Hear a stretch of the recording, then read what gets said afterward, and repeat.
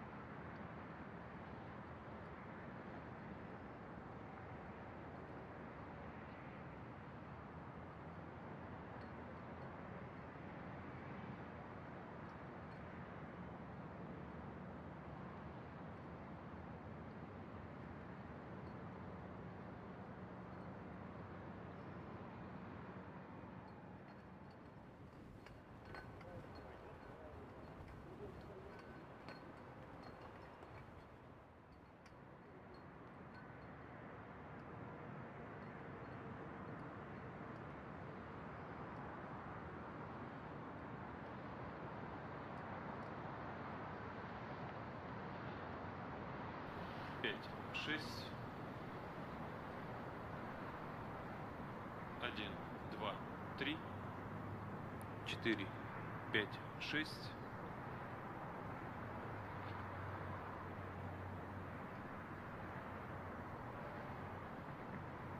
5, 6. 1, 2, 3, 4, 5, 6, 7, 8. 1, 2, 3.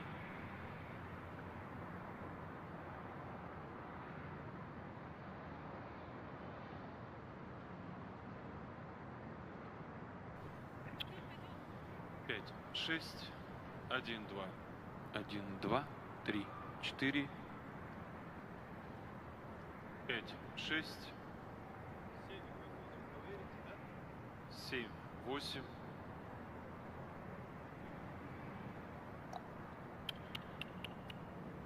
1, 2, 3, 4, 5, 6, 7. 1, 2, 3, 4, 5, 6, 7. 1, 2, 3.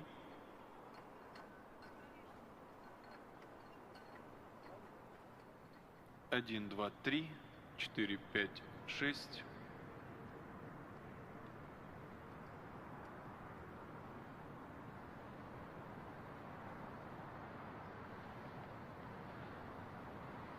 5, 6, 1, 2, 3.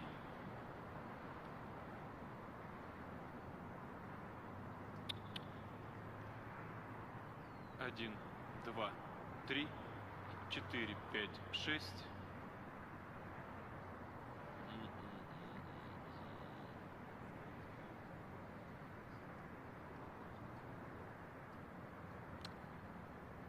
1, 2, 3.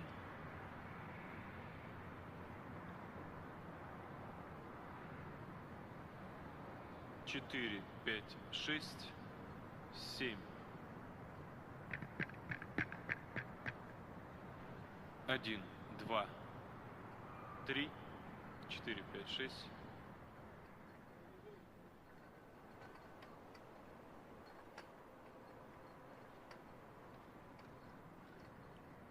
5, 6, 7, 8, 9, 10, 1, 2, 3.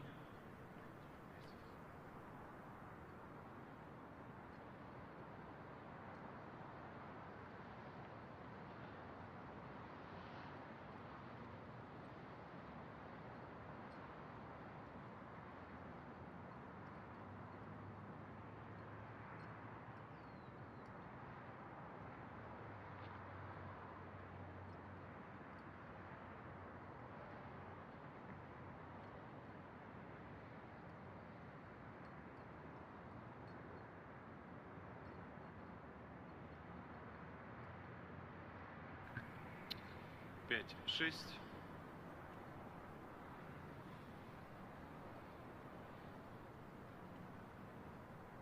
'Рома, подойди как сможешь. А поговори там сразу, за любым.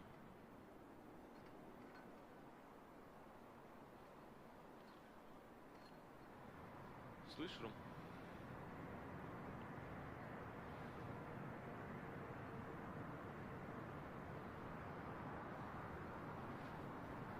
Да за любым поговори. 1, 2, 3, 5, 6, 7.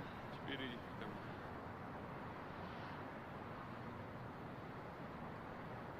5, 6, 7, 8. 1, 2, 3, 4, 5, 6, 7, 8. 5, 6. 1, 2, 3, 5, 6, 7. Иди на меня. Не каждый не надо. Просто иди до меня.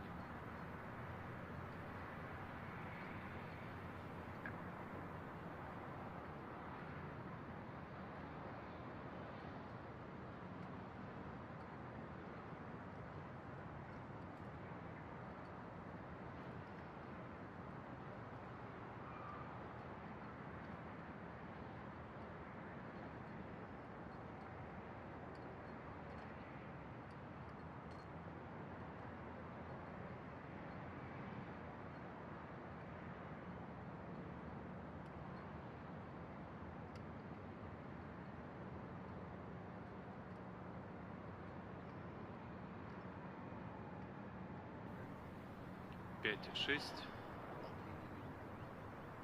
А, там было на 12.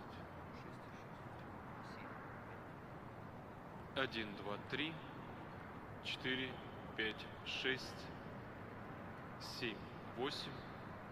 1, 2, 3.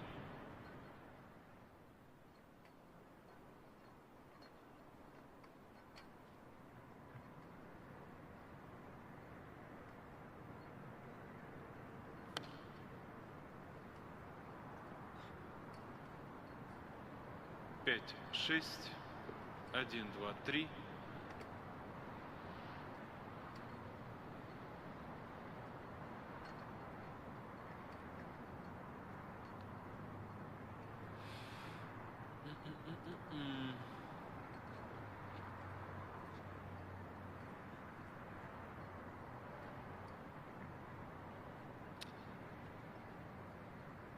5, 6, 7, 8. 1, 2, 3, 4, 5, 6. Эй! Эй! Эй!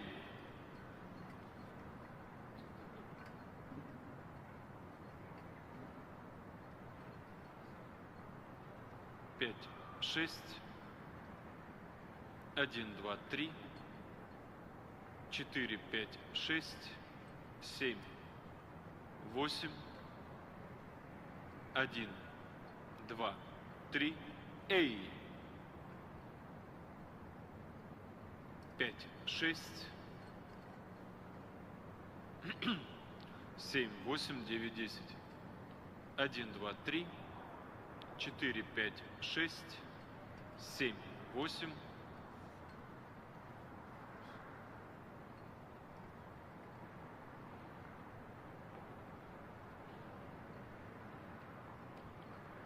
5, 6, 7, 8, 9, 10. 1, 2, 3. 5, 6, 7, 8. 1, 2, 3. 4, 5, 6.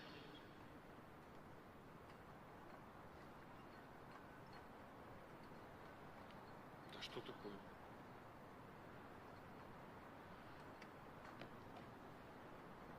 5, 6, 7, 8. 1, 2, 3.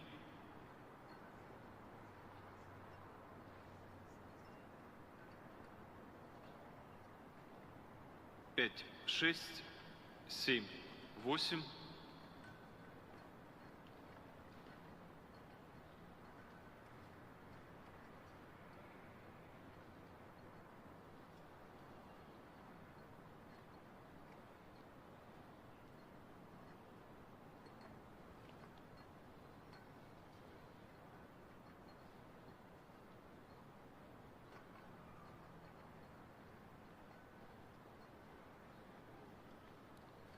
5, 6, 7, 8, 9, 10.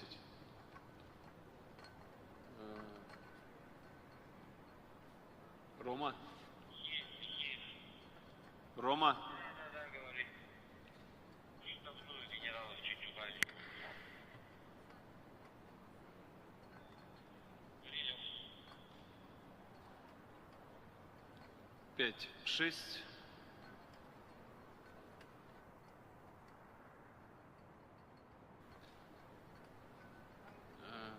Я забыл уже. Ему готов? Да, с Лешего начнем. Астана.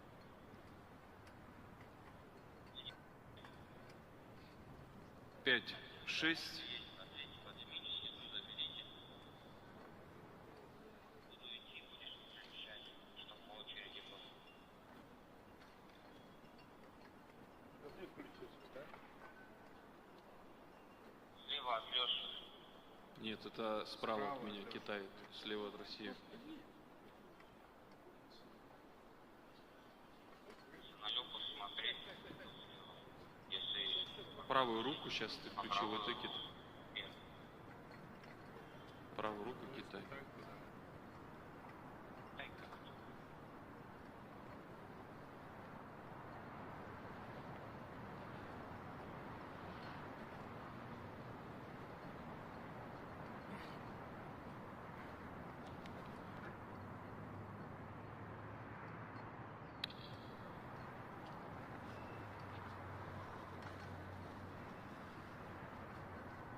5, 6, 7, 8, 9, 10. 1, 2, 3, 4, 5, 6.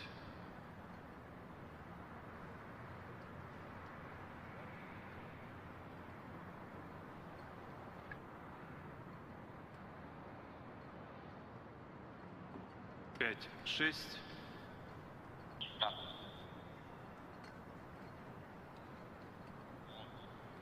5, 6.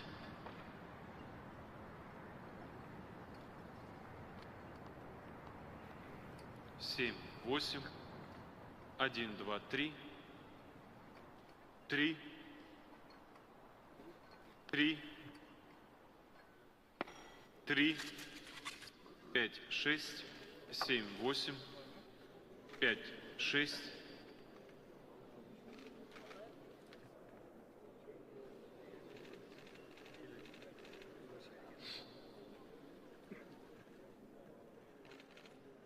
5, 6.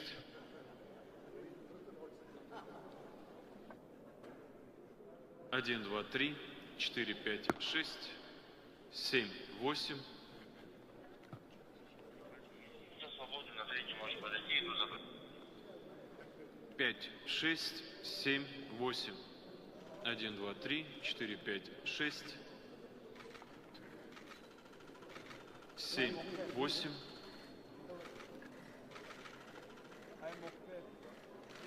7, 8. 1, 2, 3.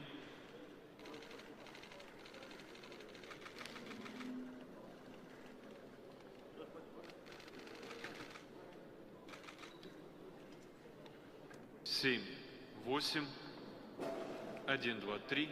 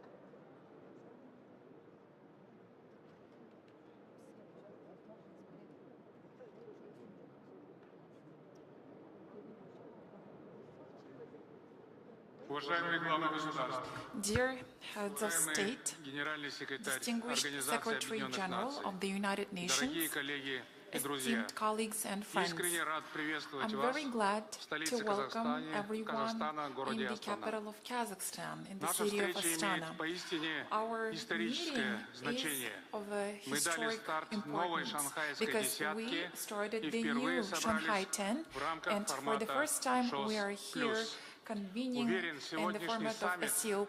станет яркой And I'm sure страницей that в the summit today will летописи become нашей a bright организации. page in the Прежде history всего, of our сердечно organization. And поздравляю first of all, I would like уважаемого to президента congratulate Александра the Григорьевича esteemed President Лукашенко Alexander с полноправным Grigorievich членством Lukashenko Республики on the full Беларусь в membership Шанхайской организации of Belarus in сотрудничества. the Shanghai Нет Cooperation сомнений в том, что Organization. Республика There are no Беларусь doubts that the внесет Republic of достойный Belarus вклад will в make a укрепление worthy сотрудничества на contribution пространстве to ШОС strengthening и cooperation повышение in the глобального SEO space статуса by нашей increasing the организации. global status of Отдельно our хочу organization. поприветствовать I would like to уважаемого welcome генерального секретаря distinguished Организации Secretary Объединенных General Наций of the United господина Nations, Антонио Гутерриша. Mr. Antonio Ваше личное Guterres. участие Your в данном personal саммите participation Шанхайской in this организации summit придает of ему the особое SEO значение, attaches a special подчеркивает значение и importance роль to it ООН, because которую все the государства role of the участники UN ШОС is поддерживают. underscored and Приветствую supported by также all member уважаемых states глав of the государств, SEO. I would наблюдателей like при to ШОС welcome the и observer партнеров по states of the диалогу, SEO as well которые as the вносят dialogue важный partners вклад в that make расширение a нашего significant многогранного contribution to the expansion of сотрудничества. our multifaceted Уважаемые cooperation. участники саммита, Dear participants диалог of в this формате summit, ШОС+, the dialogue это in the прекрасная SEO Plus возможность format определить provides a вектор great нашего opportunity to дальнейшего define the vector for взаимовыгодного further mutually партнерства, beneficial а также partnership. сверить часы And по it helps актуальным us to вопросам stay on the региональной same и page with глобальной regards to повестки. the regional and Позвольте мне, global как agenda председателю points. ШОС, As the выступить с chairman of the приветственной SEO, I would речью. like to Далее слово будет give предоставлено welcoming remarks. Then the генеральному floor will секретарю go ООН to the UN господину Secretary Антонио General, Гутерришу, Mr. а Antonio затем Guterres, по and порядку главам then we государств-членов, will стран, go in наблюдателей accordance и with гостям the саммита. list of the heads of state and Уважаемые главы observer государств, countries. Dear сегодня heads of мир state, сталкивается с today the серьезными world вызовами, is facing serious обусловленными challenges беспрецедентными stipulated by геополитическими unprecedented противоречиями geopolitical и нарастающим controversies, as конфликтным well as the потенциалом. growing Под conflict угрозой potential. находится архитектура The международной architecture of безопасности, international что может security привести is к under the тяжелейшим threat, and последствиям it can lead для to всего very человечества. serious consequences for the entire В такой humankind. судьбоносный период In this на нас important возложена period, огромная we are ответственность за imposed with the укрепление huge мира, responsibility to стабильности, strengthen the world, to безопасности ensure stability путем and security коллективных усилий by на our региональном collective и efforts глобальном on уровнях. regional and global Шанхайская levels. организация The сотрудничества Shanghai с Cooperation учетом своего Organization, авторитета, taking into account its значительных authority, экономических as и well as человеческих significant ресурсов, economic and способна human выработать resources, is able эффективные to решения elaborate для effective достижения solutions целей to устойчивого achieve развития the и sustainable development преодоления goals and современных to вызовов. overcome contemporary Лозунг challenges. председательства The Казахстана motto в ШОС of the chairmanship of укрепление Kazakhstan in the многостороннего SEO диалога, is to enhance стремление к multilateral устойчивому dialogue миру и and to развитию aspire емко for отражает a дух just нашей world общей which миссии. reflects the spirit of Позвольте our mission. представить вам Let me предложения, которые provide призваны some придать новый импульс suggestions which нашему will give a многостороннему new impetus взаимодействию. to our multilateral Первостепенной задачей, cooperation. на наш Our взгляд, primary остается objective коллективное is the продвижение collective повестки мирного facilitation и of the гармоничного agenda развития. of peaceful and Убежден, harmonious development. разрешить I'm имеющиеся sure в мире that узловые in order противоречия to и resolve the обеспечить global долгосрочную controversies and стабильность to в ensure the мире long-term можно stability только in the world, благодаря коллективным we усилиям need to spare и no мудрой efforts дипломатии. and В pursue этом плане wise большая diplomacy. надежда In this sense, we have great hopes for the United Nations because next year it's going to celebrate its 80th anniversary. The alternative to this universal organization is still not there. Its potential hasn't been exhausted yet. And our common objective is to enhance the role of the United Nations as the major international institute that guarantees global security and that is able to effectively resist the challenges of the 21st century. The voice of the SCO will be very loud on the international arena, facilitating the different positions on different contemporary challenges. That is why it is highly relevant to pay attention to the statement of good neighborliness, trust and partnership. Along with this, I suggest that by the 80th anniversary of the United Nations and by the 20th anniversary of cooperation between the SCO and UN, we suggest that we adopt the resolution in support of our initiative about unity, just world, harmony and development. I would like to express our recognition to the summit participants for their active support of the processes of transformation of this of CICA into a full-fledged organization, the goals and objectives of which harmoniously complement the SCO mission. The synergy of our opportunities can create a solid foundation for a sustainable and inclusive progress, not only in the SCO, but beyond it. Our next priority is to enhance the trade and economic ties. The sanctions and conflicts inflict serious damage to a global economy, narrowing the prospects for future development. In these circumstances, we need to build a more flexible strategy for the trade and economic cooperation aimed at keeping the positive momentum and capacity building. At the current stage, the economies of the SCO member states demonstrate high growth rates from 4 to 9%. And the SCO member states, in terms of their GDP, account for 30%. And the foreign trade of the member states of the SCO exceeds $8 trillion, which is equal to 1/4 of the global trade. In this regard, I would like to emphasize that the new historic and economic rise of Asia that became possible thanks to the SCO member states serves as the stabilizing factor for the global economy. Kazakhstan welcomes the intentions of China to expand the access to SCO access of the SCO member states to its market, and it suggests increasing the trade turnover with the member states for up to $3 trillion. It is really important for us to fully disclose the enormous economic potential of the SCO, and this key objective is being implemented through the specific action plan on the economic development strategy until 2030. Broad prospects are being provided through such integrational associations as the Eurasian Economic Union, BRICS and ASEAN. And strong driver of global trade is the further strengthening of transport connectivity. On the territory of the SCO member states, we have more than 350,000 kilometers of railroads that account for 2/3 of the global cargo turnover.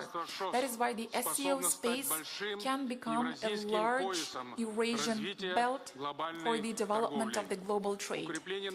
Strengthening our positions as the Continental Association must serve as the significant factor of economic resilience and prosperity.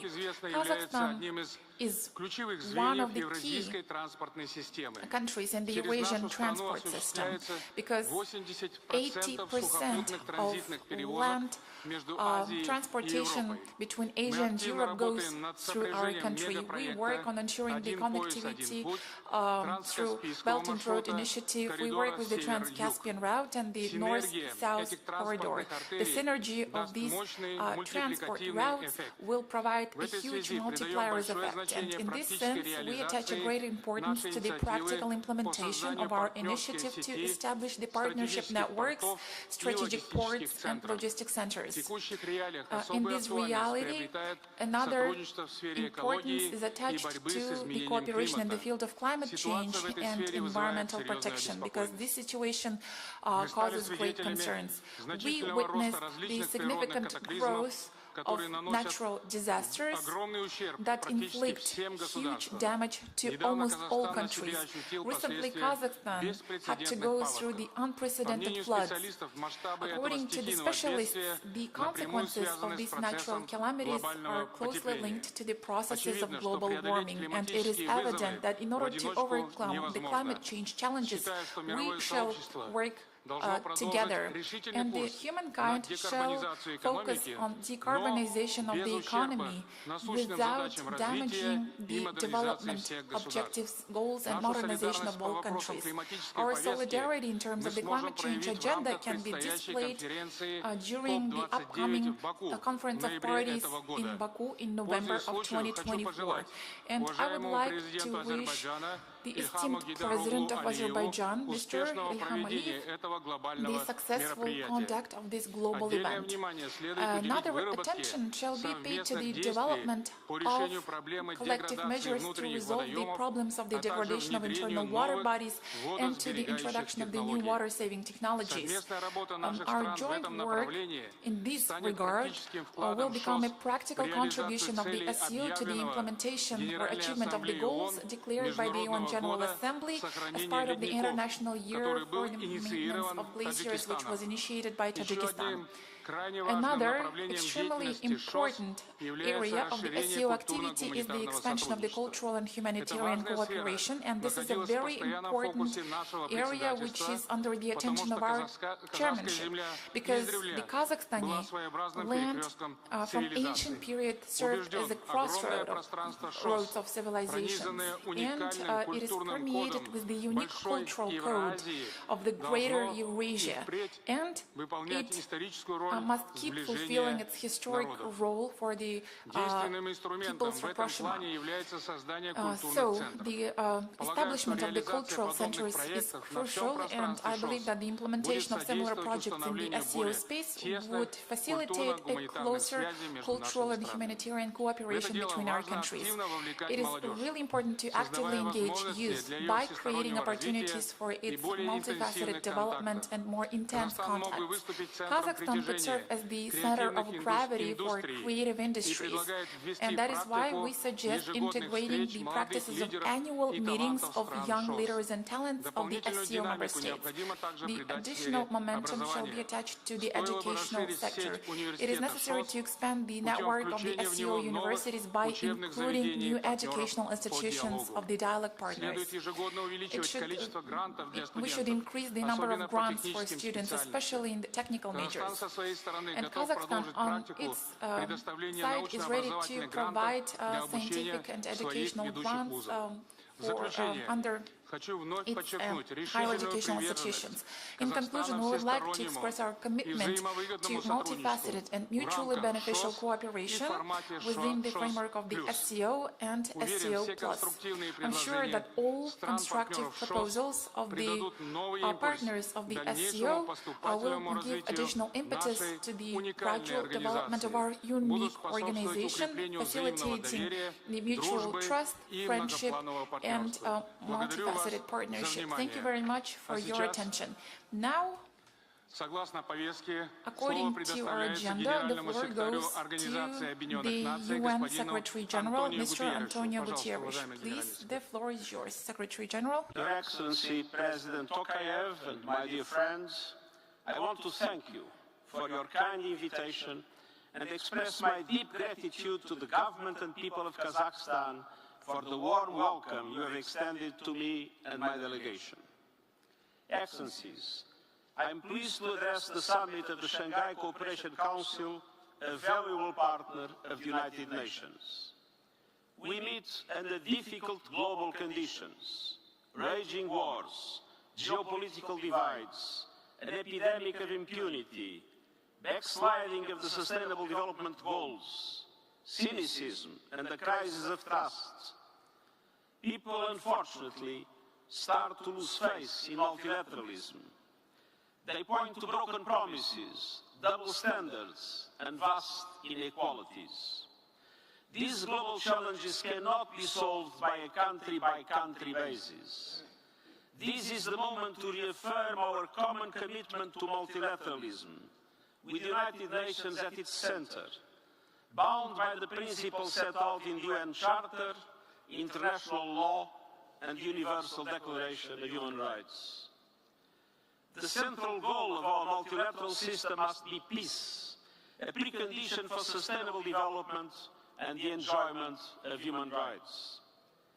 We need peace across the Middle East, starting with an immediate humanitarian ceasefire in Gaza, ending the bloodshed, but also the immediate and unconditional release of all hostages, a surge in life-saving aid, and a clear commitment and roadmap to guarantee the two-state solution and the right of the Palestinian people to self-determination. Every day counts, while children in Gaza are dying, suffering severe injuries and trauma, seeing their parents being killed and their homes being destroyed. This must stop. We need peace in Ukraine, based on the UN Charter and international law. We need peace from Sudan to the Sahel, from the Democratic Republic of the Congo to Somalia, from Myanmar to Haiti. And we need peace in Afghanistan and an inclusive government that respects human rights as is integrated into the international community. And all countries should unite to prevent Afghanistan from ever again becoming a hotbed of terrorism. And the UN is ready to cooperate with the Shanghai Cooperation Council in relation to the fight against terrorism everywhere. The Shanghai Cooperation Council, the largest regional organization in the world, has the power and the responsibility to push for peace. Excellencies, today's deep global divisions are an obstacle to progress on two existential threats. First, the climate emergency. 2023 was the hottest year on record, but it could be one of the coolest years of the future. The gathering impacts of the crisis are already hitting your countries hard, from melting glaciers to deadly floods, storms, droughts, and extreme heat. Unless we act now, this is just a taste of what is to come. Our climate is breaking down, threatening water and food security, undermining sustainable development, driving displacement, and fueling political instability. We need far greater ambition to slash emissions and deliver climate justice, starting by the developed countries, but mobilizing also all other big emitters based on the principle of common but differentiated responsibilities. All governments must submit new national determined contributions, new national action plans by next year. And these plans must be fully aligned with the limiting long-term global warming to 1.5 degrees Celsius. And they must include absolute emissions reduction targets for 2030 and 2035. And it's important that they reflect how countries will contribute to the global transitions essential to keeping 1.5 degrees within reach, ending deforestation, tripling renewable energy capacity, and cutting global production and consumption of fossil fuels by at least 30% by 2030. And in my belief, it all means all countries ending the use of coal power completely by 2040 at the latest. Finance is critical. Critical to promote climate action, but also critical to fight inequality. We need a strong financial future commitments as an outcome of COP29 this year, and strong action to sustainably increase the lending capacity of multilateral development banks and change their business model, enabling more private capital to flow to climate action. And we need developed countries to fully respect their commitments and assume their responsibilities. They will double financing for adaptation and fully implement all their commitments, including significant contributions to the new Loss and Damage Fund, to ensure it opens for business this year and that climate justice becomes a reality. I also recognize the importance of South-South cooperation that, of course, does not undermine the responsibilities of developed countries. But none of these will be enough without new, innovative sources of finance. It's high time to put a price on carbon and to tax the windfall profits of fossil fuel companies. By COP29, we need early adopters to start putting solidarity levies on sectors including shipping, aviation, and fossil fuel extraction. Excellencies, the second existential threat is posed by digital technologies.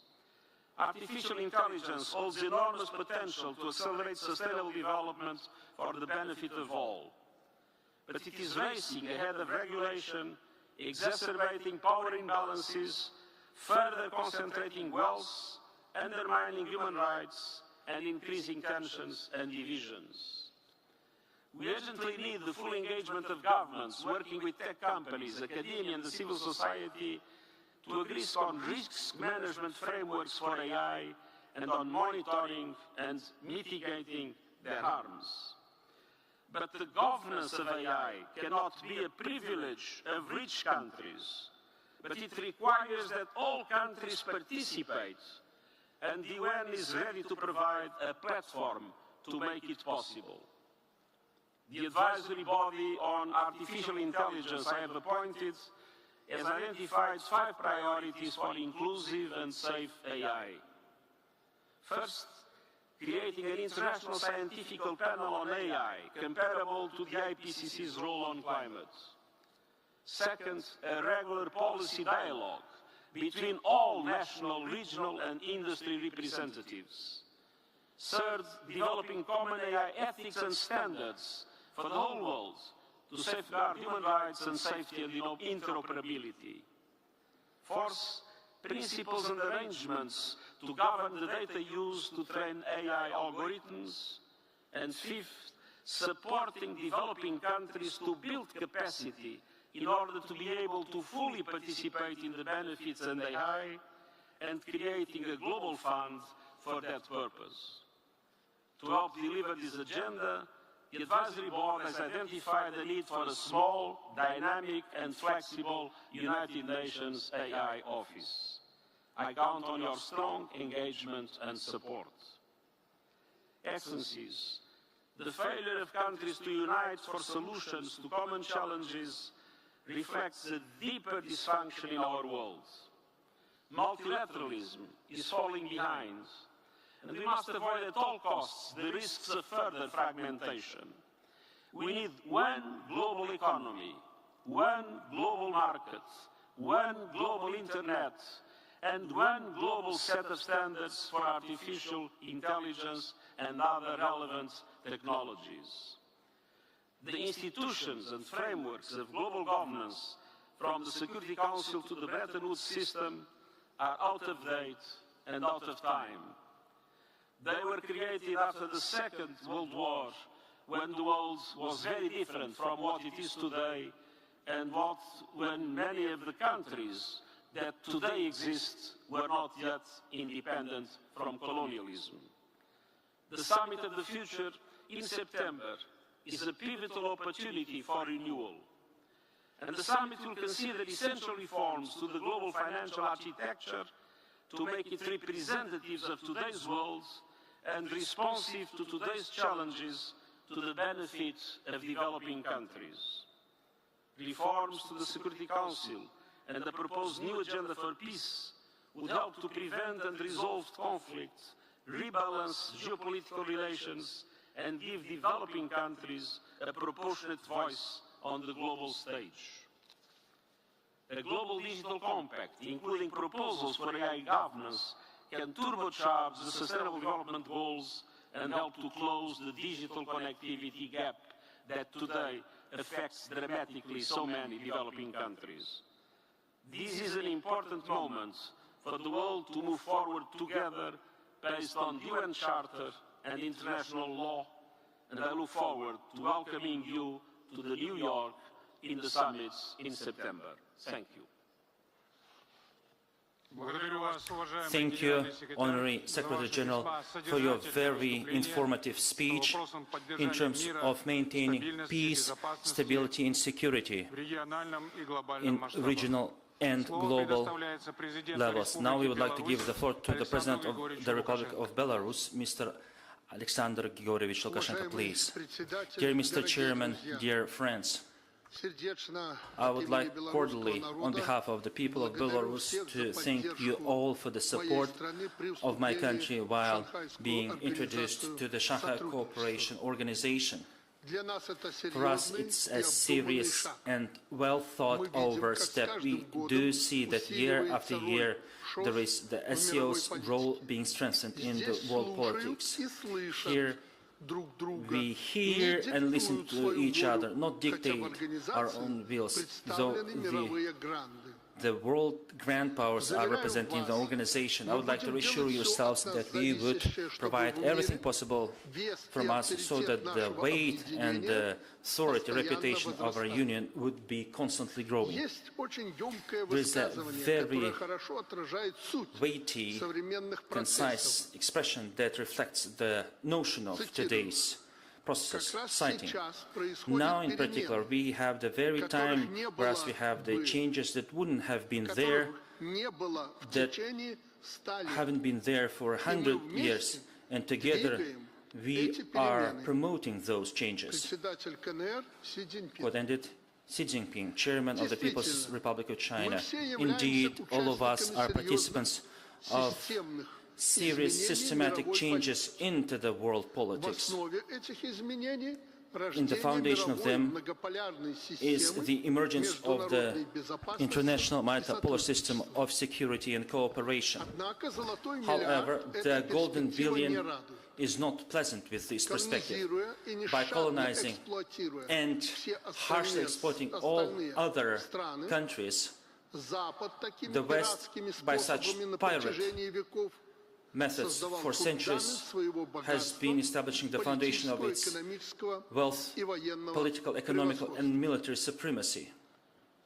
Washington-London behemoth looks at the world like it is their own property. The multi-billion population of the world is not people, but just means for having their own prosperity. That's the whole political economy.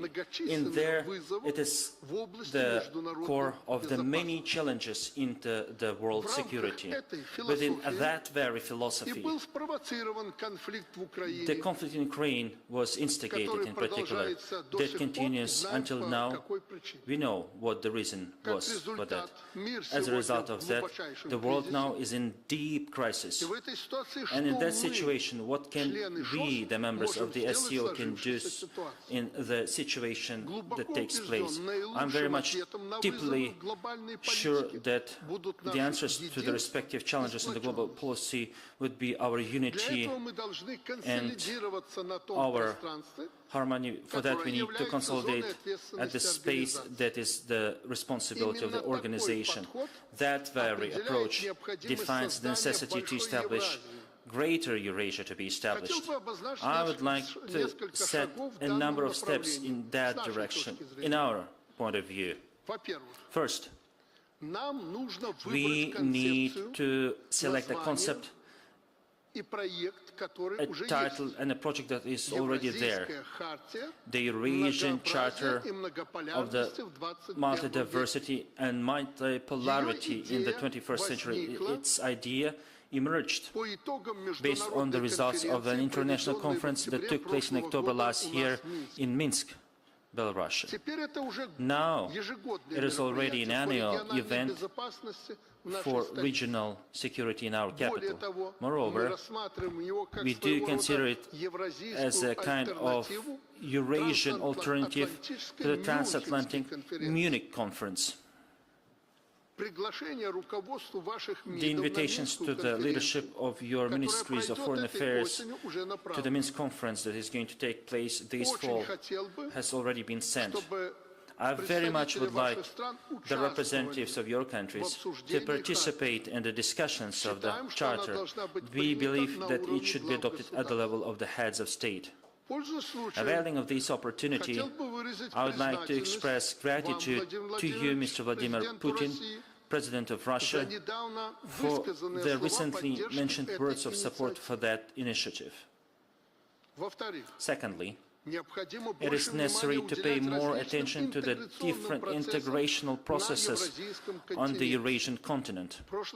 Last time I already mentioned that the situation now is such that the people are in a haphazard and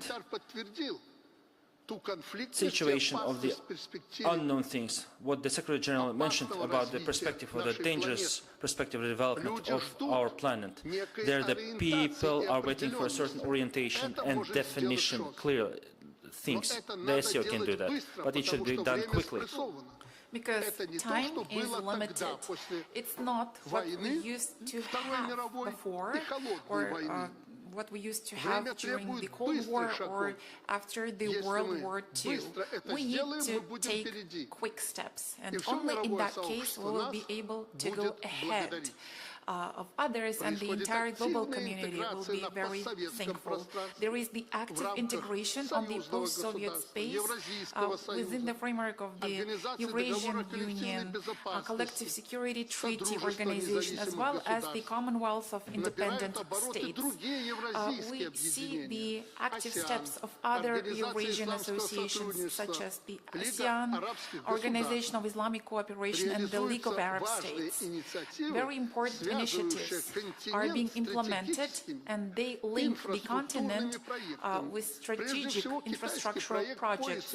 And the Chinese project, the Belt and Road Initiative, shall be mentioned here. It is necessary to find the points of connectivity for all of these processes. We need to see what are the interests of all players. Third, we shall enhance the practical cooperation throughout the comprehensive SEO agenda, and I suggest that we begin with the finances. As the priority issue, Belarus considers the development of the mechanism of bilateral treatments in the national currency and the collective financial institute of the SEO. We say that we are great, and indeed we are great. More than 40% of the global population and 1/3 of the GDP is in the SEO space, and I'm talking about the purchasing power parity. And our organization has two superpowers, PRC and Russia, and we are afraid of the US dollar. I think that we need to take steps in order to decrease our dependence on the US dollar. We need to make sure that we're no longer manipulated by the USD. We see everything, but we're not doing anything, even if people are waiting. Fourth, we believe that it is really important to improve the cooperation in the field of digital technologies that becomes an inherent part of our life. And I'm talking about the technologies that have a positive impact on peoples and nations. And we shall not be having any concerns about the artificial intelligence. The benefits of the advanced developments must be available to everyone, not only to Western countries or transnational corporations. Belarus is ready to keep contributing to the efforts of the SCO member states in such areas as industry, trade, science, culture, education, and of course, food security and agriculture. People are getting poorer, famine is becoming broader. Therefore, we encourage everyone to implement the idea of agri-SCO within the framework of the largest agricultural exhibition of Belarus called Belagra. We'd love to have smart specialists. We'd love to have all member states of the SCO in Minsk with their country stands, and we were looking forward to the presentations of the demonstration base of the SCO and exchange and agrarian technologies training. Dear friends, Belarus is very proud of the fact that it is a full-fledged member of the SCO, and we will keep strengthening the Shanghai spirit based on the principles of mutual respect, equality and solidarity. As the European country, we will do our best to make sure that the SCO goes global. Let me assure you that Belarus will be guided by the SCO principles, by the humane SCO principles. Don't have any doubts about Minsk taking a reputable position among the capitals represented in the SCO, because we have decades of experience of a country observer. We have stable political contacts and ties with all SCO member states. I would like to invite all of you to Minsk.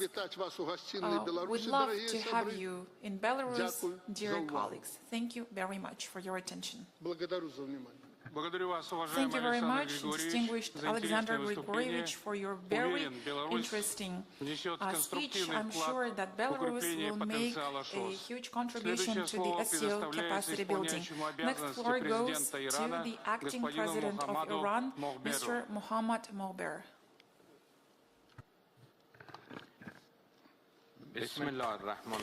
In the name of Allah, the most compassionate, the most merciful, His Excellency Tokayev, the Honorable President of the Republic of Kazakhstan, the Honorable participants, Prime Ministers and Presidents. I'm honored on behalf of the Islamic Republic of Iran to participate in the Shanghai Cooperation Organization Summit.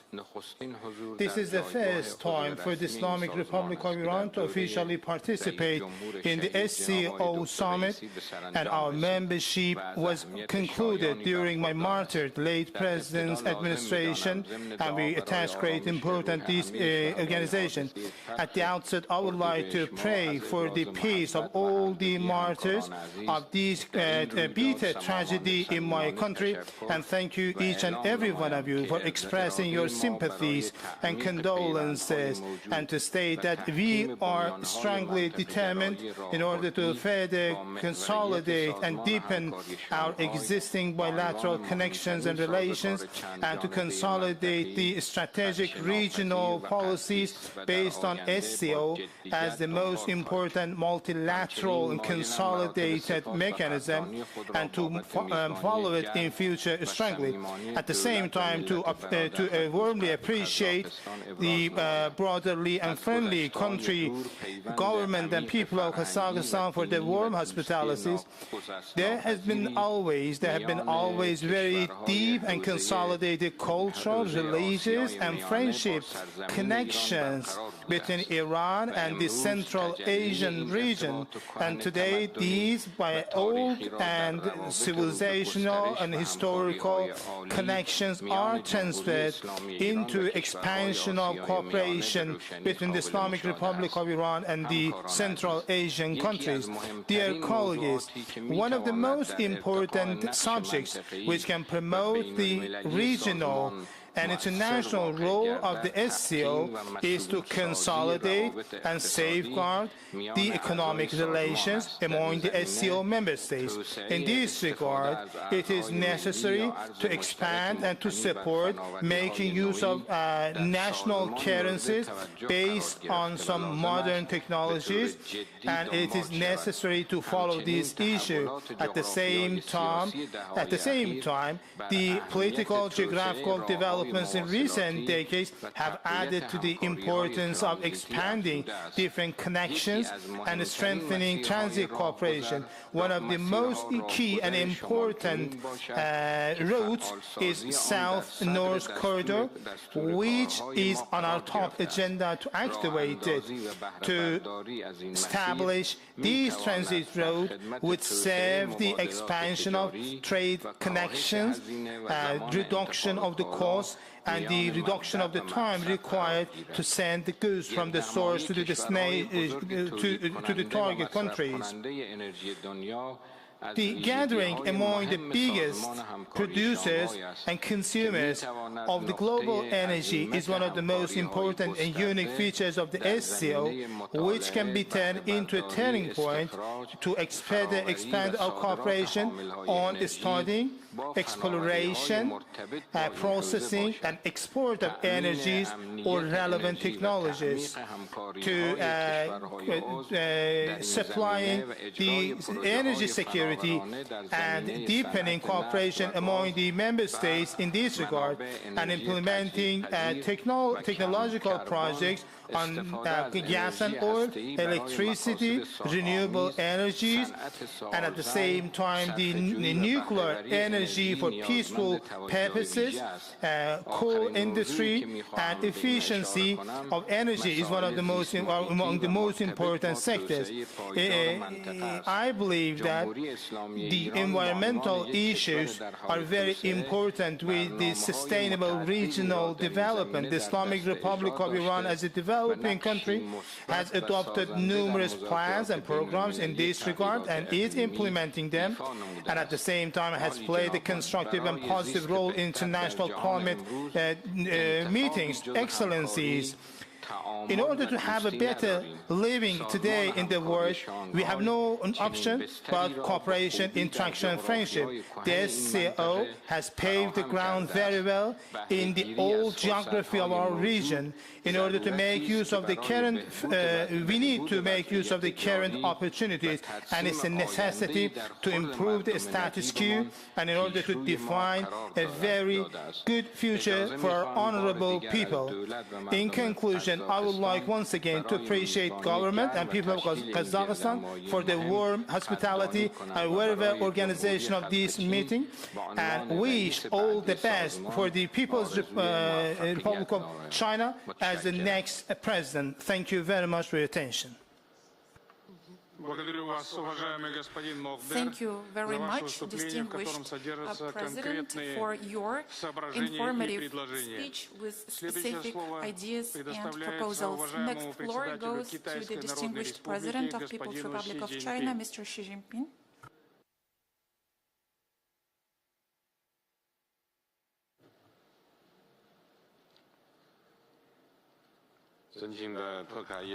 Your Excellency, President Kassym-Jomart Tokayev, colleagues, ladies and gentlemen. It is a great pleasure to be with you in beautiful Astana. I would like to thank President Tokayev for the warm hospitality and thoughtful arrangements. Over the past year, Kazakhstan has done an excellent job as SCO president,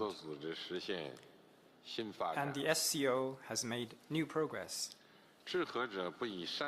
As the Chinese saying goes, No mountain or ocean can distance people who have shared aspirations.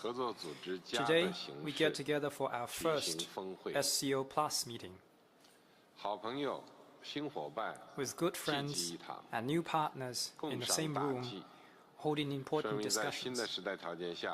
This shows that under the new circumstances of the new era, the vision of our organization is widely popular and that SCO member states have friends across the world.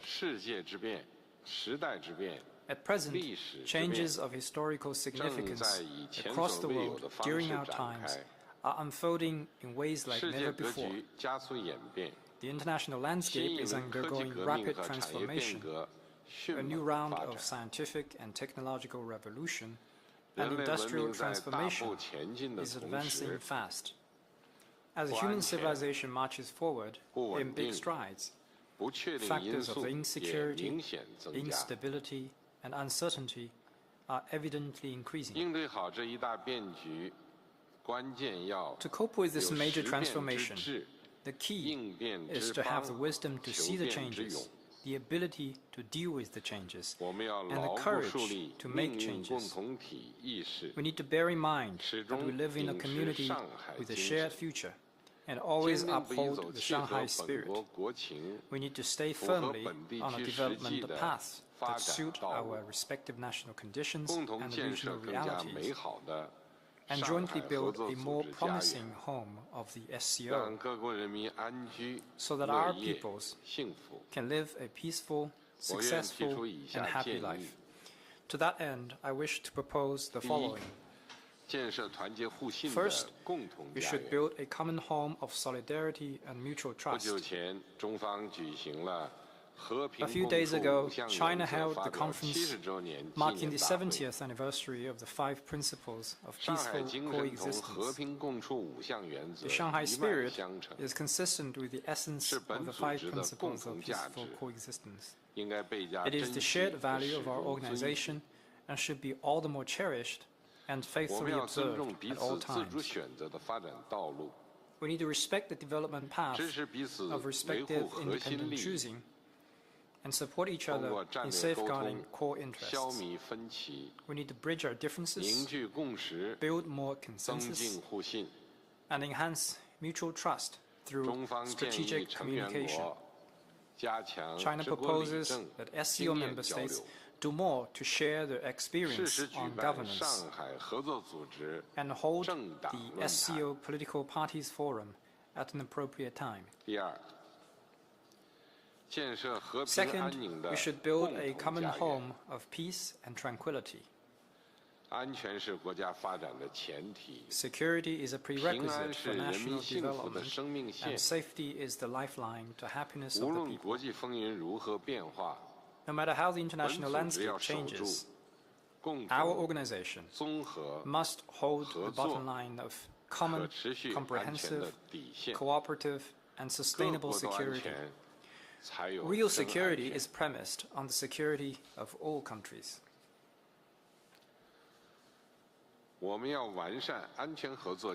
need to have a complete set of measures under the security cooperation mechanisms, because more lines of defense will give us more protection. The SCO should move faster to build a universal center and its branches to address the challenges and threats to the security of SCO member states.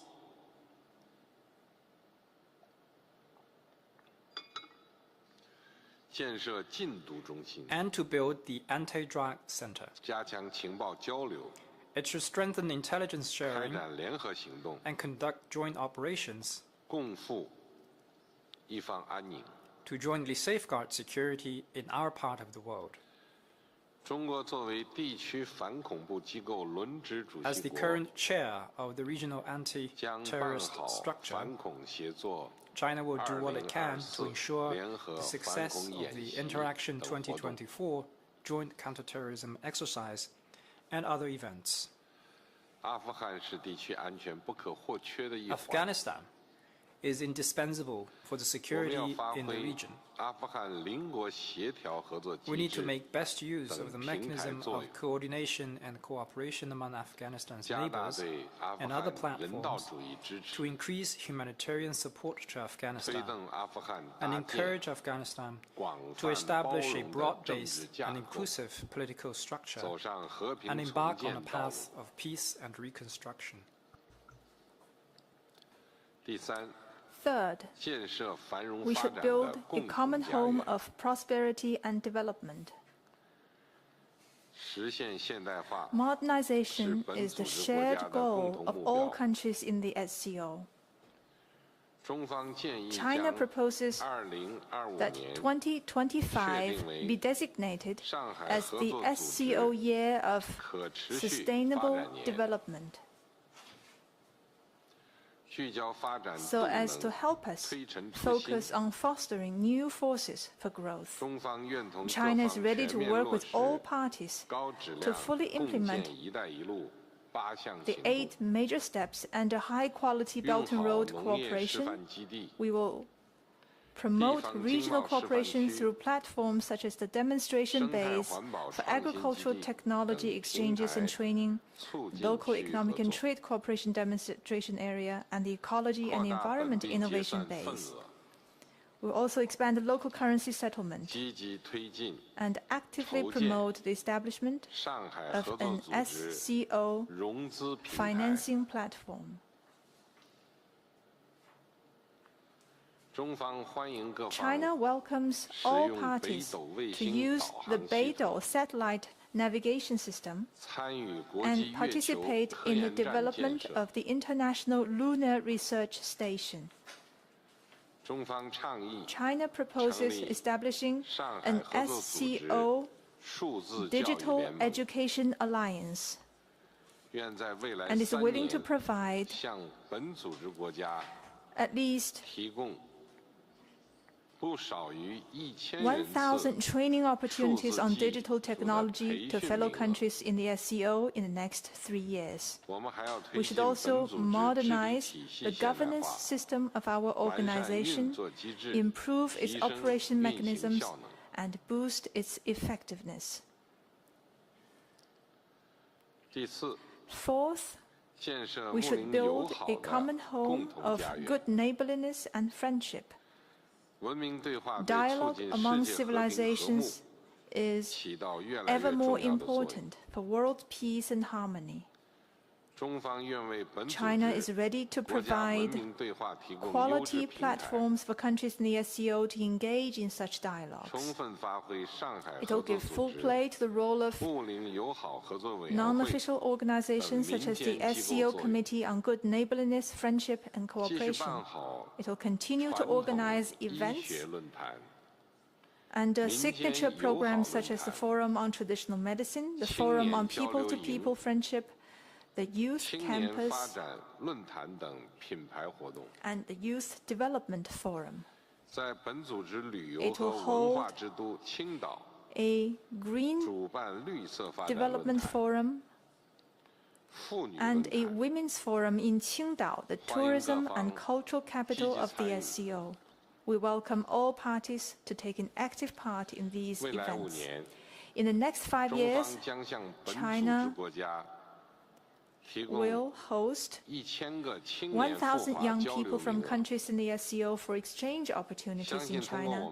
I believe that with our joint efforts, there will be more robust interactions and mutual learning among regional countries, as well as deeper understanding and friendship among our peoples.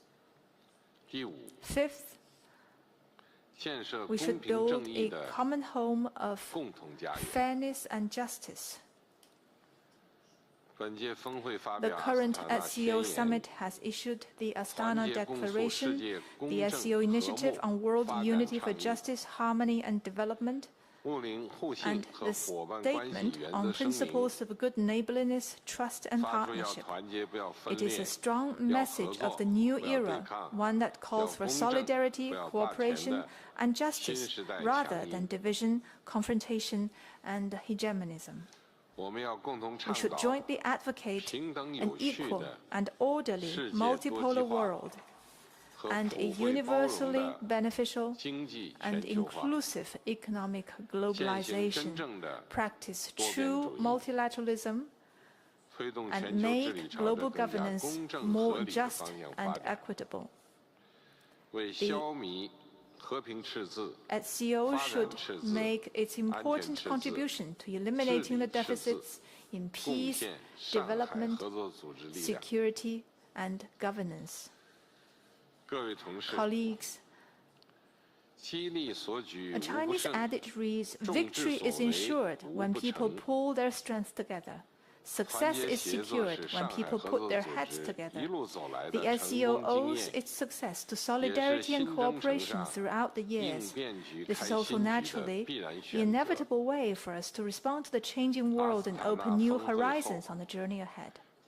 China will take rotating presidency after the Astana Summit. We will work with SCO partners in a spirit of solidarity and cooperation and join hands with more countries and international organizations that identify with the Shanghai spirit to strive for common progress and foster brighter prospects for a community with a shared future for mankind. Thank you. Thank you very much, distinguished President, for your deep considerations and creative initiatives. We are sure that their full implementation during your chairmanship in the SCO will make a significant contribution to further development of the organization. Next floor goes to the President of the Kyrgyz Republic, esteemed Sadr Japarov. Distinguished Kassym-Jomart Kemelovich, dear heads of delegations, I'm glad to welcome all participants of the meeting in the SCO Plus format. I'm confident that today's meeting will be another important step to further strengthen cooperation between our countries. Of course, our countries are developing cooperation with a great success both at the bilateral level and within a number of regional organizations and associations. I'm convinced that a close dialogue within the SCO opens up additional prospects for us. Dear meeting participants, in today's world of connectivity and global challenges, we need to strengthen multilateral dialogue to ensure peace and sustainable development. This gives us a favorable opportunity to find optimal ways to cooperate mutually and to pool our resources, knowledge and experience in order to overcome problems that no one country can solve alone.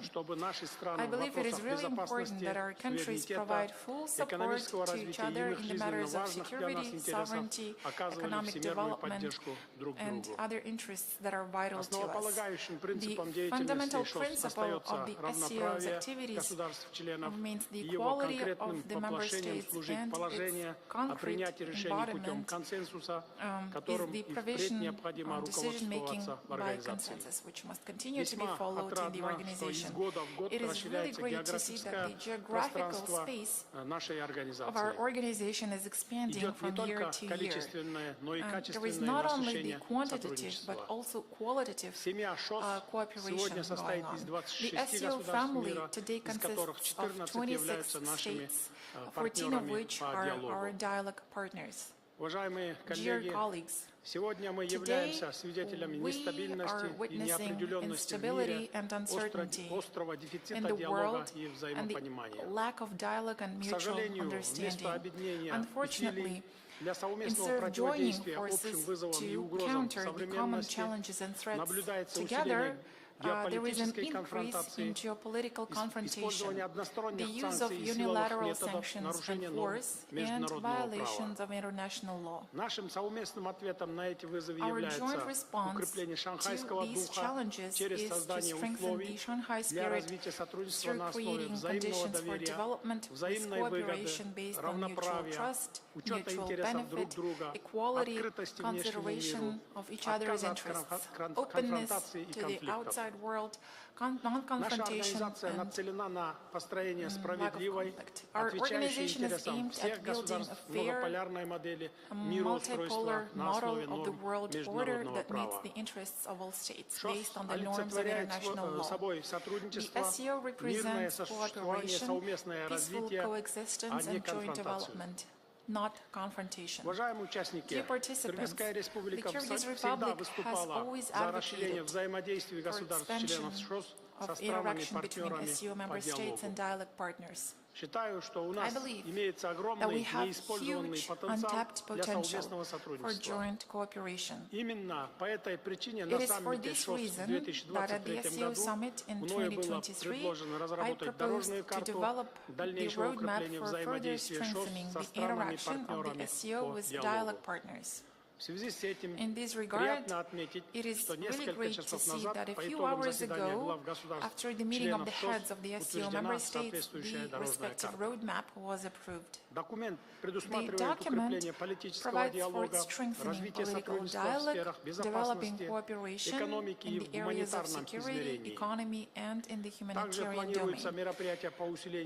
Measures are also planned to strengthen interaction between the permanent SCO bodies and dialogue partners in order to improve the legal and regulatory framework. I believe that on a political track, it is important to hold joint meetings at the level of foreign ministers and national coordinators for SCO affairs. It is important to invite representatives of the SCO dialogue partners to meetings of the heads of ministries and departments of the SCO member states and meetings of NGOs, scientific and expert meetings as well. In the security sphere, I believe it would be expedient to invite the SCO dialogue partners to a meeting of the secretaries of the security councils and joint anti-terrorism exercises, as well as to organize consultations at various levels on the issues of combating terrorism, separatism, and extremism. The Kyrgyz Republic attaches particular importance to the issue of strengthening interaction with dialogue partners in the economic and humanitarian dimensions. The main objective today is the active involvement of our partners in the implementation of joint projects in the field of trade, investment, banking, transport, energy, as well as cultural and humanitarian domains, including tourism and education. As you know, the work is currently underway to create the SCO Development Bank and the SCO Development Fund for the financial support of projects. I believe it would be advisable to consider in the future the possibility of involving our dialogue partners in the activities of these organizations. I'm confident that this format of the SCO Plus meeting will become an effective platform for the in-depth interaction between the SCO countries and partner organizations. Thank you very much for your attention. Thank you very much, distinguished Sadr Nurbuzaevich. I would like to express gratitude to our Kyrgyz friends for their support of the initiatives and proposals of Kazakhstan during its chairmanship in the SCO. Next floor goes to Mr. Shahbaz Sharif, the Prime Minister of Pakistan. Excellencies, ladies and gentlemen, Assalamu alaikum. And a very good afternoon. Let me first congratulate my brother, His Excellency President Kasim-Jomart Tokayev, for the successful holding of the SCO Summit this morning.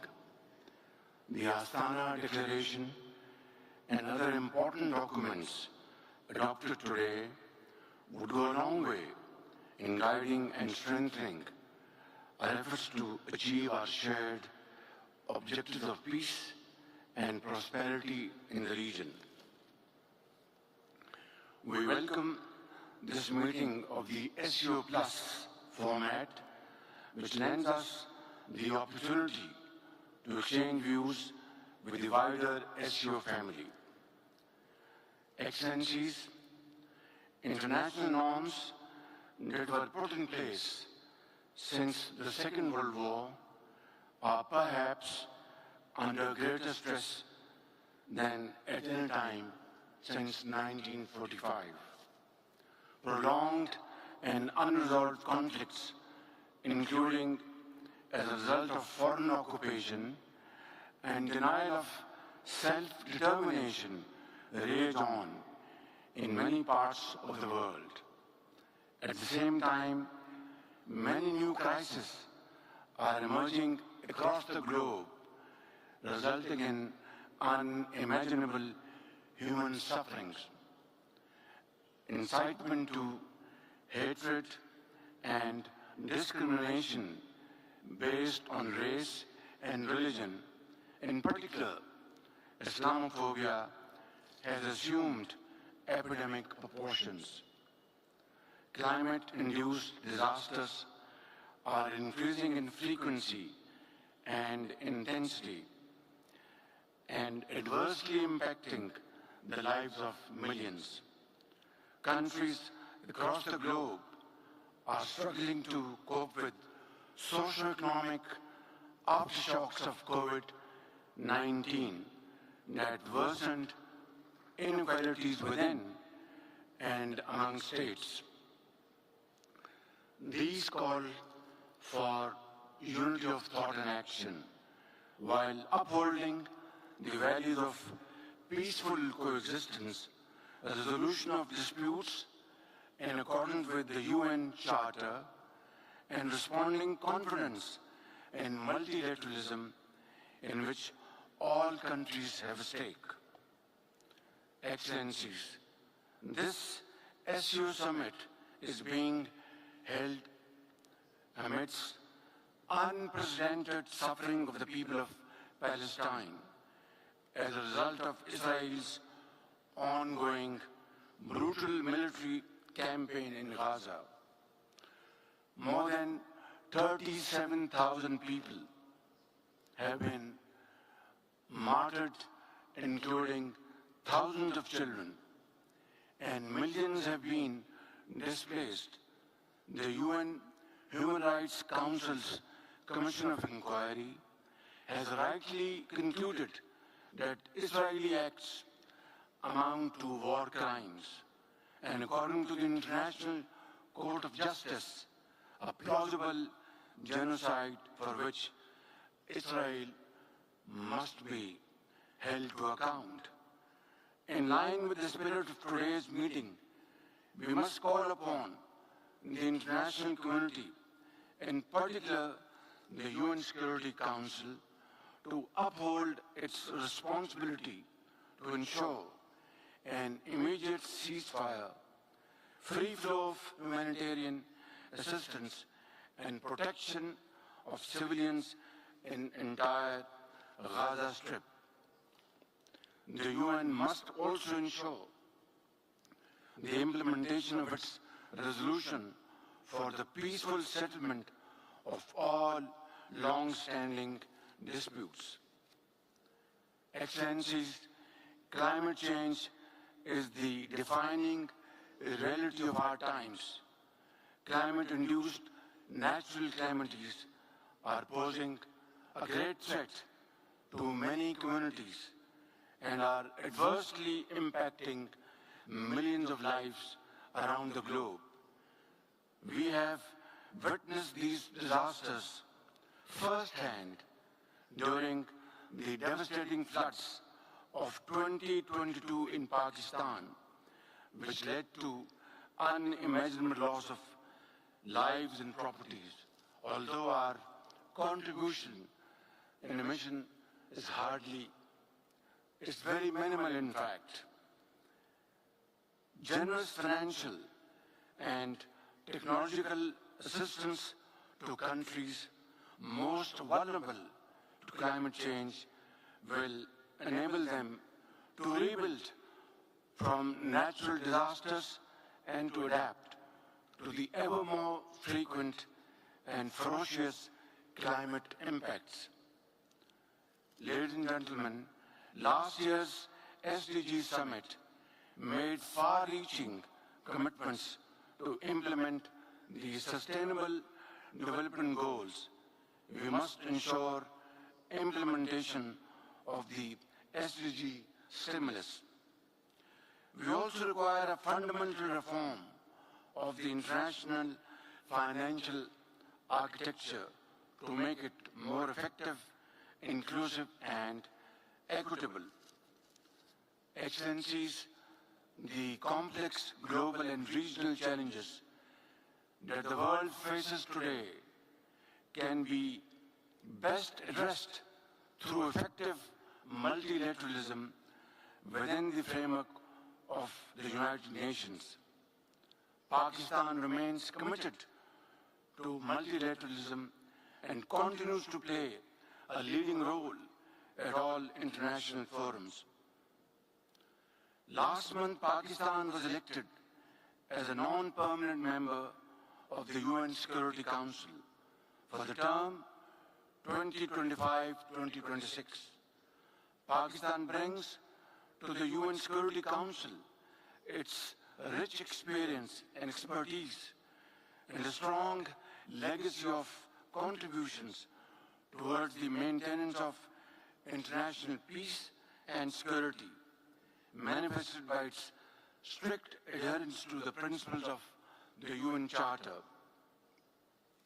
In its upcoming term, Pakistan will remain committed to pursuing just and peaceful resolution of outstanding and ongoing disputes, opposing resort to unilateral and illegal use of threat or use of force, combating terrorism in all its forms and manifestations. Excellencies, Pakistan will continue to advance the SU agenda in partnership with member states. We will continue to strengthen multilateral institutions and enhance global cooperation to realize the common objective of an equitable and peaceful world order, while respecting the principles of self-determination, sovereignty, and territorial integrity, as well as non-interference in the internal affairs of other countries. I thank you. Thank you very much, Mr. Prime Minister, for the informative speech. We do value the lots of contributions that your country provides for the strengthening of the potential and the reputation of the Shanghai Cooperation Organization. Now I would like to give the floor to the President of Russian Federation, Honorary Vladimir Vladimirovich Putin, please. Thank you, President Tokayev, colleagues. Once again, I would like to welcome all of you, both members and guests participating in this session within the SCO Plus format. I believe the interest in the SCO activities is directly related to the fact that the basic values and ideals of our association, such as our commitment to pursuing a sovereign and independent policy with a parallel aspiration to search jointly with other countries for collective solutions to the problems, is something everyone in the world is sharing right now. Our association has always been based upon the due regard for opinions of as many countries and partners as possible, as well as the inalienable right of every country to choose their own development model. Right now, the SCO is one of the largest and most authoritative regional organizations, as was mentioned by the chair. It accounts for almost 50% of the world population, around 25% of the world GDP. It concentrates a significant intellectual and technological potential, as well as a large chunk of world natural resources. The SCO's active participation in multilateral cooperation along different avenues is something we see a growing need for amid the current difficult political climate, amid which we see fundamental shifts ongoing in politics and economics. The world is truly becoming multipolar, and an increasing number of countries is willing to resolutely fight for their legitimate rights and interests, we see the emergence of new centers of power. And the SCO is establishing itself as one such center. That's why we believe the theme suggested for our discussion is very relevant, namely strengthening multilateral dialogue, striving towards a sustainable peace and prosperity. It reflects the very essence of what the SCO has been doing since its establishment back in 2001. I refer to its efforts aimed at building an atmosphere of security and trust in our common Eurasian region. In that regard, we are grateful for the concrete and sincere proposals submitted by the SCO member states in terms of settling the Ukrainian crisis, which arose as a result of absolutely unceremonious and reckless policy pursued by the US and its satellites. As is well known, Russia has never refused and it's still willing to engage in peace talks. It's Ukraine that refused to engage in peace talks, and it did so publicly at the direct behest from London. And there is no doubt that means the order came from Washington. And the Ukrainian public officials say that openly and directly. The Istanbul Accords, for which I'm grateful to the President of the Republic of Turkey, President Erdogan, who acted as intermediary, they're still there. Those accords were initialed by the head of the Ukrainian negotiating team, and that means UK was more or less okay with that, and the Istanbul agreements are still on the table. They can be used as groundwork for resuming the talks. The SCO member states coordinate their actions on the international track, in particular on the UN forum. They stick to close or similar foreign policy approaches. Within the SCO, together with the business community, we are actively promoting trade, economic investment, as well as financial cooperation.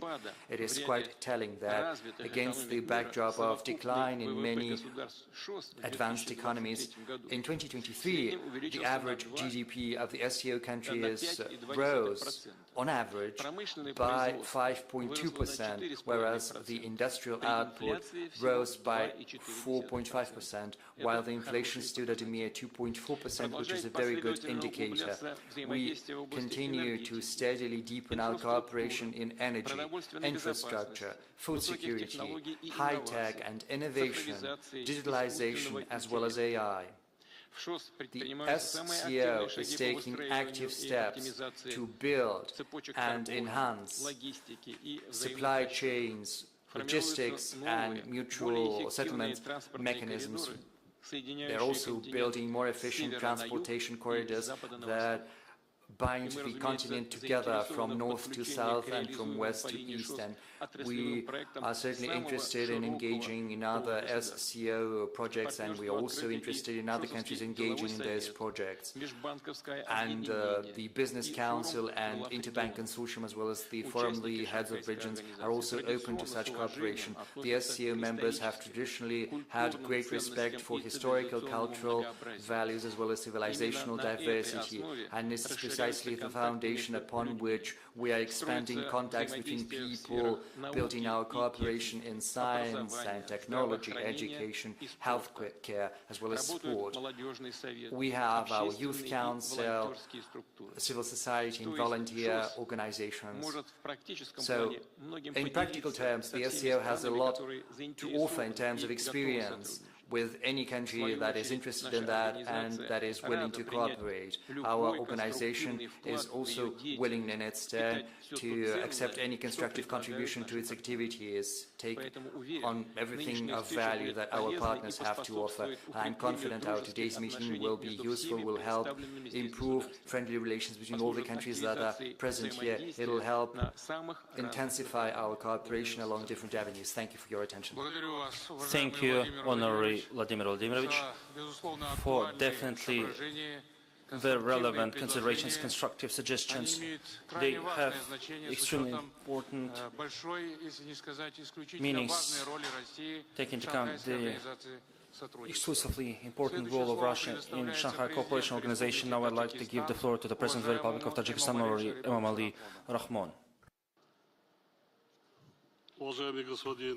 Dear Mr. Chairman, dear members of the delegations, dear members of the event, I would like to express my words of gratitude to Honorary President of Kazakhstan, Mr. Kassym-Jomart Tokayev, for having this initiative in the format of SCO+.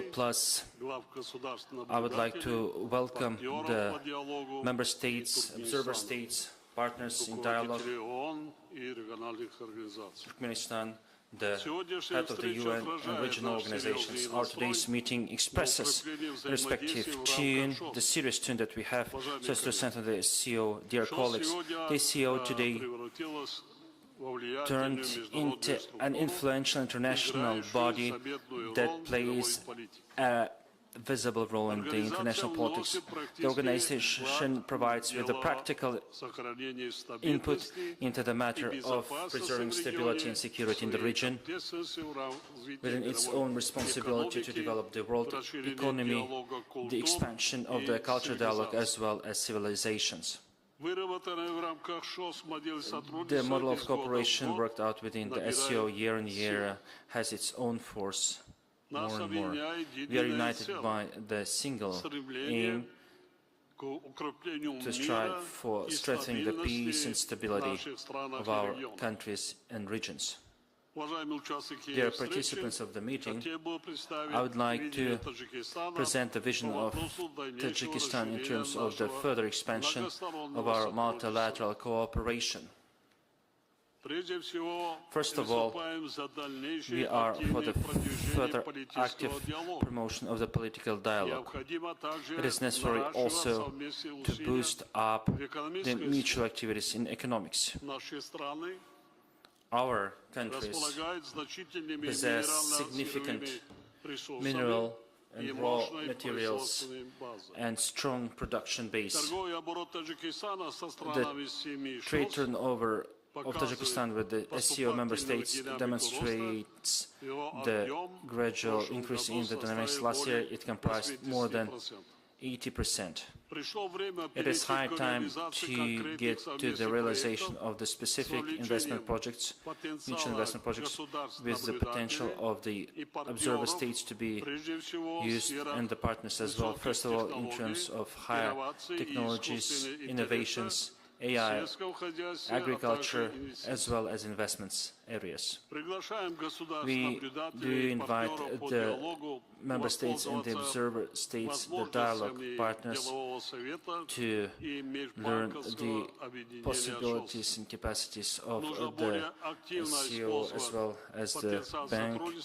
We need to use the potential more in areas of power supplies, agriculture and food. Tajikistan provides with all the necessary matters for having the comfortable transit zone. We form the international transport transit corridors that go through our territory from the east to the west and from the north to the south. As it is known, the international legal basis for the development of the transport infrastructure within the SCO is the agreement signed in 2014 in Dushanbe about the establishment of favorable conditions for international automobile transportation. The new permit system for transporting goods through the automobile routes that is formed based on it is unique in its own kind. This document is of open nature. That is why we do invite the observer states and dialogue partners, as well as other states, to consider the possibility to join it. Tajikistan is number 6 in the world in terms of the production and the use of green energy given renewable energy sources. Our country has lots of hydro energy resource reserves. We do express the readiness for specific cooperation with the SCO family countries in terms of joint use of the resources. The boosting up of the humanitarian area is also an important component of our cooperation. The SCO member states within the last period attained a high level in interacting in that direction. Of use is having the SCO family countries to the events within the project of the cultural and touristic capital of the SCO. We should strengthen the respective activities to counteract the new threats in security. We need to continue the practice in inviting observers and dialogue partners for anti-terrorist trainings and anti-drug operations conducted by the aegis of the SCO. Tajikistan, in fighting against extremism and terrorism, separatism, illegal drug trafficking, cybersecurity, and other manifestations of trans-border organized crimes, is a natural partner for all the parties and sides. That is why our side for the last year has been promoting the multilateral actions in counteracting terrorism and its financing within the Dushanbe process on counter-terrorism. Tajikistan is for having Afghanistan as an independent, peaceful, active state free of terrorism, war and drugs. Meanwhile, our serious concern is about the elevated activities on the territory of this country as per the terrorism groups and radical extremists. It is necessary for us to strengthen the cooperation in information security. This is extremely important in terms of prevention of the destructive ideology and radicalism in the SCO territory, especially given its influence on the younger generation. We express our deep concern about the escalation in the Palestinian-Israeli conflict zone, which has led to a large number of civilian casualties, especially children. There is an immediate need to stop military actions and open humanitarian corridors to assist the residents of the Gaza Strip. We are convinced that the long-term peace in this region is possible only through the comprehensive resolution of the Palestinian problem on the international legal basis, which involves the creation of an independent Palestinian state within the borders of 1967. Dear friends, we are confident that today's meeting in the SCO Plus format will become a useful platform for bringing our multilateral cooperation to a new level of development in accordance with the requirements of the contemporary period.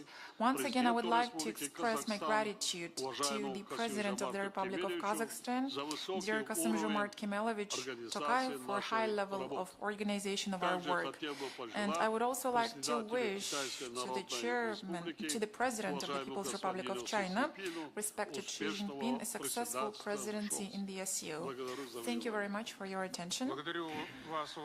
Thank you very much, distinguished Emomali Sharipovich, for your very informative speech, for your considerations and suggestions. They are of a great interest in terms of the regional cooperation strengthening, especially when it comes to all points of the agenda of the SCO. Now, I would like to give the floor to the President of the Republic of Uzbekistan, distinguished Shavkat Mirziyoyev.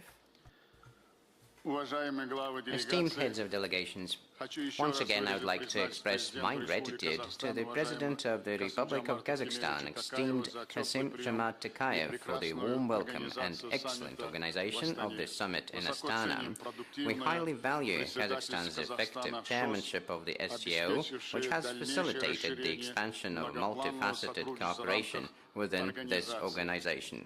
It is a great honor to have with us the heads of observer states and dialogue partners, esteemed guests. Participants of the meeting, I believe that a meeting in the broad format of the SCO Plus is timely and necessary. The world needs to restore trust, justice and solidarity more than ever. The current global political and economic landscape is characterized by fractures, wars and conflicts that are undermining the foundations and key principles of the system of international relations. The contradictions and protectionism that have emerged are creating fragmentation of the global economy and supply chain disruptions, which are in turn creating new dividing lines that prevent countries from cooperating effectively in trade, finance and investment, technology transfer, as well as innovation. The only viable solution to these challenges is to consolidate efforts in the interests of the global security, development and prosperity. The SCO has always advocated for and has been committed to a just world order that is based on the universally recognized principles of international law and multilateralism, with the United Nations playing a central coordinating role. In this regard, our organization continues to serve as a focal point for many countries seeking to build broad cooperation without political and ideological biases. Concurrently, the evolving circumstances necessitate the implementation of new strategic approaches to enhance the efficacy of the Shanghai Cooperation Organization. Today, as it stands on the threshold of its 25th anniversary, it is imperative to develop a new agenda that aligns with the organization's immense potential and growing role in world politics and economy. Building on the Shanghai spirit and the founding principles of the Charter, unity and cohesion within the organization should be preserved. I propose to intensify joint efforts with the objective of strengthening the atmosphere of trust and friendship within the SCO and to remove barriers to deeper cooperation. First of all, it is necessary to undertake a comprehensive evaluation of the conceptual foundation underpinning the SCO's security-related activities. The nature and scope of contemporary challenges have undergone a significant transformation since the establishment of our organization. Environmental and natural disasters, water and food shortages, cyber attacks, new methods of undermining sovereignty and economic stability, all of these pose an ever-increasing threat. All of these should also be taken into account when considering the strengthening of SCO's potential, including the establishment of the Universal Center for Countering Security Threats and Challenges. In this context, I propose to hold annually SCO Plus dialogue on security issues with the participation of heads of relevant bodies and experts from all of our countries. Uzbekistan proposes to consistently reload trade and economic cooperation in the SCO area, which continues to be fragmented. So far, we could not manage to create a solid foundation for multilateral trade and intersectoral partnership. For a long time, no consensus has been reached on the establishment of the SCO Development Fund and the SCO Development Bank. At today's summit, we have agreed to take comprehensive measures to simplify trade procedures and develop e-commerce, stimulate technological cooperation, including in the industries of the future. In order to create an effective platform for business dialogue with the participation of all partners, we propose the annual holding of SCO Expo International Industrial Exhibition in our countries.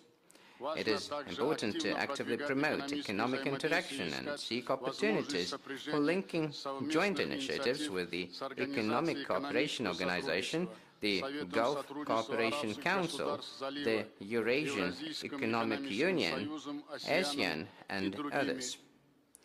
The new geopolitical reality convinces us of the need to build an inclusive and integrated transport and transit system to improve interregional connectivity. The global problems such as climate change and environmental disasters cannot be ignored by the organization. Our countries are increasingly facing natural disasters, land degradation, reduced agricultural yields, air pollution, and water shortages. I believe that climate cooperation should become a key element of the new SCO agenda. We advocate for developing an agreement on cooperation in combating climate change with very specific measures to achieve common goals and objectives in the area of green development. We are also proposing the establishment of the SCO Center for Innovative Climate Solutions. In Tashkent, it will conduct research on environmental sustainability and green growth. Центральное место в повестке организации должно быть отведено улучшению качества жизни населения.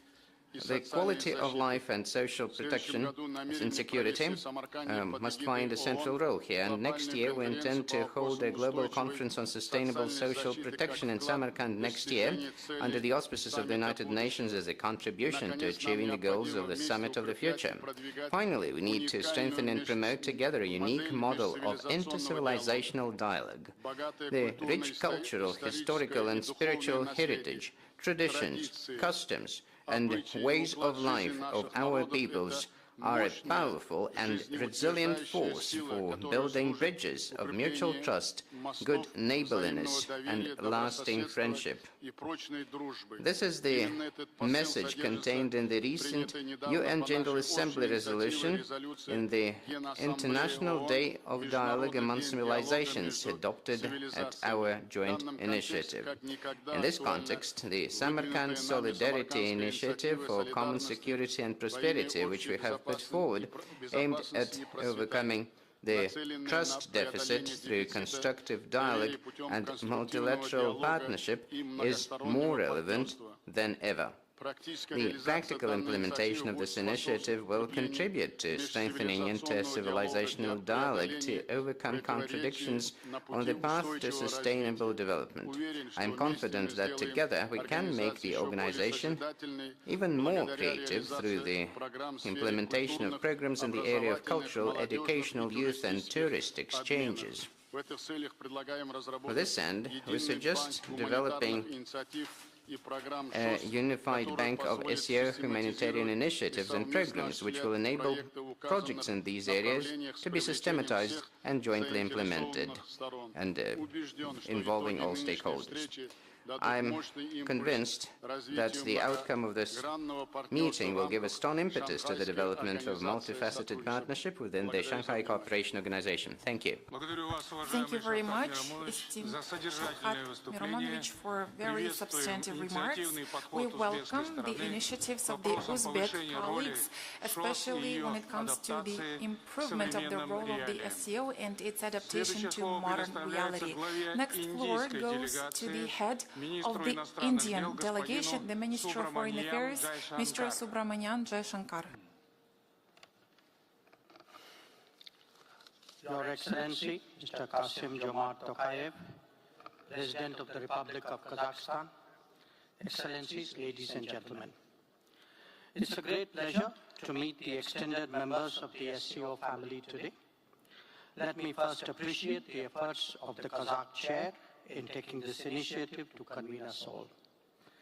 I convey the following remarks on behalf of Prime Minister Modi, who could not be here because of the ongoing Parliament session in India. I begin. Excellencies, the world is currently experiencing profound shifts driven by geopolitical tensions, geo-economic forces, and geotechnological advancements. They all have sweeping implications. As we look ahead, there are both immediate and systemic challenges and opportunities arising from them. Even as we address those, let us be clear that the world is inexorably moving towards real multipolarity. In such a scenario, the SCO will only become more important. But its true value would depend on how well all of us can cooperate amongst ourselves. We have already had discussions about that within the SCO. The same extends to the extended family. Speaking of challenges, terrorism would surely rank foremost for many of us. The truth is that it continues to be used by nations as a tool of destabilization. We have had our own experiences with cross-border terrorism. Let us be clear that terrorism in any form or manifestation cannot be justified or condoned. Harboring terrorists must be strongly condemned. Cross-border terrorism requires a decisive response, and terrorism finance and recruitment must be effectively countered. The SCO must never waver in its commitment. We cannot have double standards in this regard. When it comes to geoeconomics, the need of the day is to create multiple, reliable, and resilient supply chains. This is an important takeaway from the COVID experience. Make in India can add to the engines of global growth and help democratize the global economy. India is open to partnering with others in capacity building, especially nations of the global south. Technology not only holds great promise in our times, but is increasingly a game changer on both development and security. The digital era needs more trust and transparency. AI and cybersecurity raise crucial issues of their own. At the same time, India has shown that digital public infrastructure and digital financial inclusion can make such a huge difference. Both were discussed during our SCO presidency. But today, they can also expand the scope for international cooperation and involving SCO members and partners. Excellencies, while standing resolute on challenges, it is equally important to actively and collaboratively explore avenues of progress. The current global debate is focused on creating new connectivity linkages that would better serve a rebalanced world. If this is to gather momentum, it requires the joint efforts of many. It must also be respectful of sovereignty and territorial integrity of states and be built on the foundation of non-discriminatory trade and transit rights to neighbors.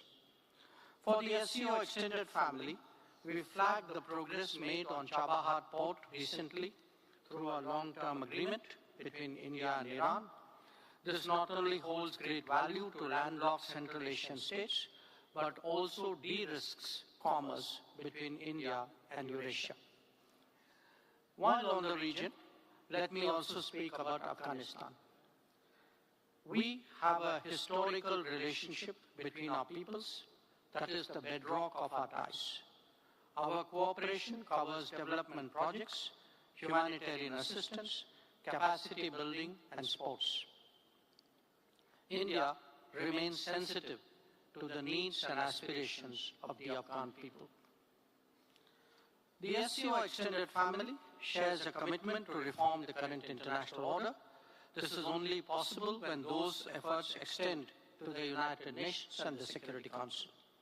We hope that in the near future, we can develop a strong consensus on the way ahead. Excellencies, India has contributed significantly to enhancing the economic agenda of the SCO. We have institutionalized mechanisms like the SCO Startup Forum and the Special Working Group on Startup and Innovation. With 130,000 startups in India, including 100 unicorns, our experience can be useful for others. When it comes to medical and wellness tourism, you may be aware that the WHO has set up a global center for traditional medicine in Gujarat. In SCO, India has taken the initiative for a new SCO working group on traditional medicine. Enhancing education, training and capacity building are key pillars of India's cooperation. We are committed to further building on them, be it with C5 partners of Central Asia or those of the Neighborhood First or the Extended Neighborhood. Excellencies, as more countries seek association with SCO as observers and dialogue partners, we must strive to communicate better and deeper so that our consensus is also stronger. Granting English the status of a third official language will be crucial in that regard. We congratulate the Kazakh side for hosting the successful summit.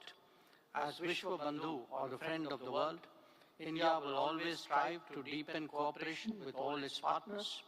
We also extend our best wishes for the success of the upcoming Chinese presidency of the SCO. This concludes the remarks of Prime Minister Modi. I thank you for your attention. Thank you. Thank you very much, distinguished Minister, for your speech, and please share my best wishes to Prime Minister Modi for his significant contribution to the success of this forum. I would like to give our next floor to the President of Mongolia, Mr. Okhnagin Kurulsuk.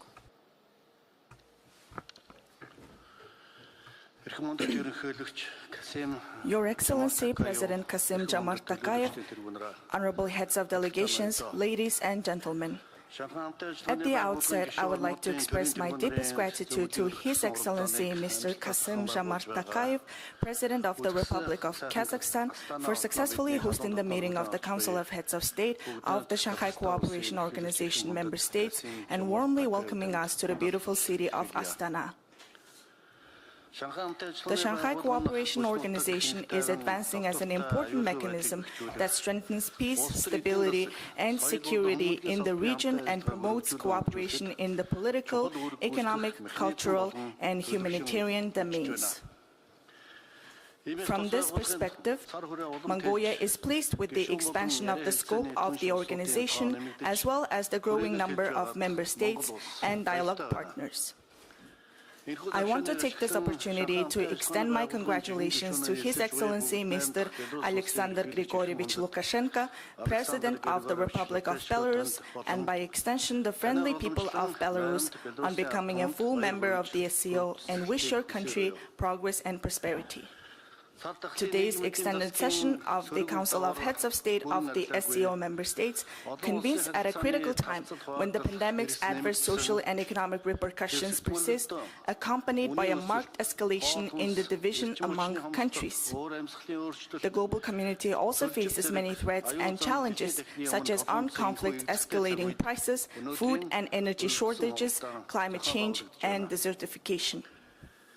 To overcome these challenges and to ensure peace, stability, and security, we must firmly adhere to the goals and principles of the United Nations and the Shanghai spirit.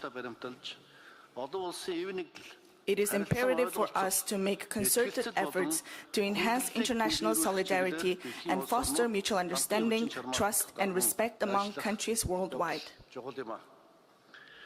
Excellencies, just recently, Mongolia successfully held its parliamentary elections. The process of forming the government is currently underway. Mongolia remains committed to its peaceful, open, independent, and multi-pillar foreign policy and will continue to develop its bilateral relations as well as international and regional cooperation. Mongolia has established diplomatic relations with all the UN member states and consistently exchanged high-level visits and dialogues with SCO members, observers, and dialogue partners through both bilateral and multilateral channels.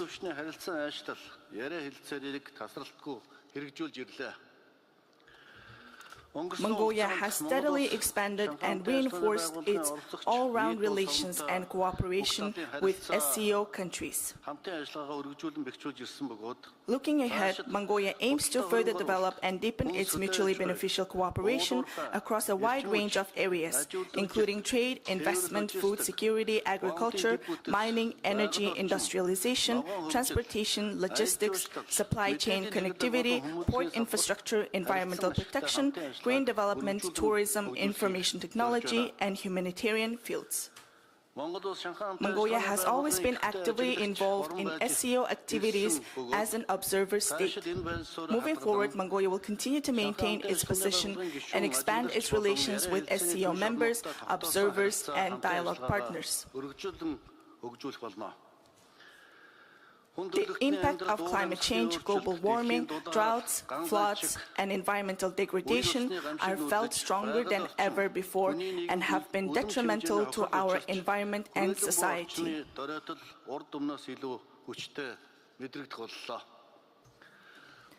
At a pivotal moment when global attention is increasingly focused on the adverse effects of climate change, the SCO must elevate its role, participation, and collaboration to effectively mitigate the risks posed by natural disasters. Mongolia's national movements, such as the Billion Trees and the food supply and security, are well underway as part of our efforts to address climate change, global warming, desertification, and land degradation, while increasing greenhouse gas absorption and water supply. In this context, Mongolia is eager to collaborate with SCO countries in all spheres. In addition, I am pleased to note that Mongolia is preparing to host the 17th session of the Conference of the Parties COP17 to the United Nations Convention to Combat Desertification in 2026. Mongolia will also host the World Women's Forum in August in collaboration with the United Nations. The conference will bring together prominent women leaders for the first time in Mongolia and serve as a platform for extensive deliberations on enhancing women's participation and leadership in human development, environmental conservation, climate change mitigation, and attainment of the Sustainable Development Goals.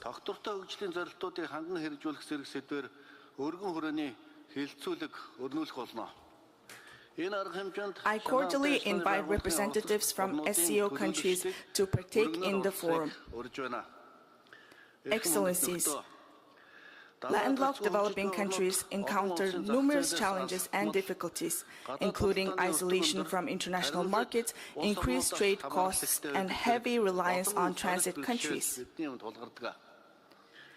9 of the 25 SCO countries share the same status with Mongolia as landlocked nations. Hence, fostering mutual understanding and cooperation among SCO countries is crucial in addressing the shared challenges and difficulties faced by landlocked countries. Mongolia established the International Think Tank for Landlocked Developing Countries in Ulaanbaatar, which has been instrumental in shaping development policies for such nations. We invite all countries to collaborate with the International Think Tank for Landlocked Developing Countries. Leveraging its unique geographical position, Mongolia aims to establish itself as a pivotal transit Mongolia hub, facilitating trade, tourism, transportation, and logistics between Asia and Europe. Mongolia pursues an open policy on facilitating trade, enhancing transportation, providing access to sea, and developing transit transportation. In this regard, Mongolia strives to engage with SCO countries and implement concrete infrastructure projects. This may include building a new railway network and expanding the existing road networks, as well as establishing new ports, an international airport, and a logistics center in the region. Excellencies, Mongolia enjoys comprehensive strategic partnerships with both its eternal neighbors, the Russian Federation and the People's Republic of China. Within this framework, Mongolia is keen on strengthening its mutually beneficial economic ties by implementing joint projects and programs in all areas for the prosperity of not only the three countries, but the region as a whole. In this context, Mongolia continues to be actively involved in the implementation of the Mongolia-Russia-China Economic Corridor and the Transit Mongolia Initiative, as well as in the construction of highways, railroads, and gas pipelines that will enhance the connectivity between the three countries. We believe that these projects and programs, implemented in line with the development agendas of the SCO and our two neighbors, will contribute to the regional integration. Excellencies, the landscape of international relations is rapidly evolving day by day, and countries around the world are confronted with complex challenges. We are all witnesses, participants, and architects in the process of the formation of a new world order. This process must be aimed at addressing the global challenges and obstacles, especially at creating a new world order that ensures harmony and peaceful coexistence among countries that differ in terms of history, culture, civilization, and development. In this regard, the Shanghai spirit, which underscores the importance of strengthening solidarity, mutual understanding, cooperation, trust, and respect among countries, has a very crucial role.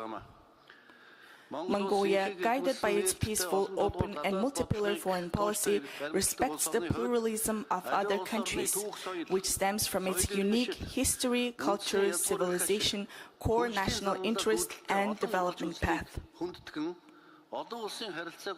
It also advocates for forging a new international system through a multipolar approach. We believe that shared understanding, mutual trust, and constructive dialogue are the only means of addressing global challenges, conflicts, and misunderstandings.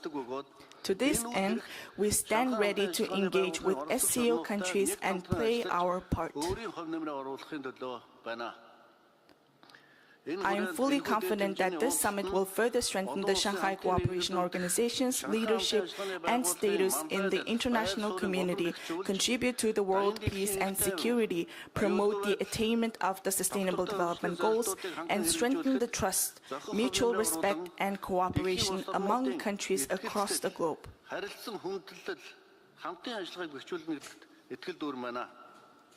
Once again, I congratulate His Excellency Mr. Kassym-Jomart Tokayev, President of the Republic of Kazakhstan, on chairing and successfully hosting this year's summit. I also want to congratulate and wish success to His Excellency Mr. Xi Jinping, President of the People's Republic of China, on the assumption of the chairmanship of the SCO. Thank you for your attention. Thank you very much, dear Mr. President, for the informative speech. Mongolia, as an observer state in the SCO, provides with a significant effort and contribution into the multi-directional dialogue. We are very much grateful for that. Now we would like to give the floor to the heads of state invited to the summit as honorary guests. Now the floor is given to the President of the Republic of Azerbaijan, Honorary Ilham Geydaroglu Aliyev. Dear Kassym-Jomart Kemilevich, dear heads of state and government, first of all, I'd like to express my gratitude to the President of Kazakhstan for the invitation to the summit of the SCO. This is my fourth visit to Kazakhstan in the last 2 years. In the same period, President of Kazakhstan has visited Azerbaijan 3 times, which testifies to the high level of bilateral relations between our countries. Azerbaijan, for the second time, is invited to participate at the SCO summit. We consider it as a sign of growing partnership between Azerbaijan and the SCO member states. Connectivity along east, west, and north-south transportation corridors constitutes an important area of cooperation between Azerbaijan and the SCO member states.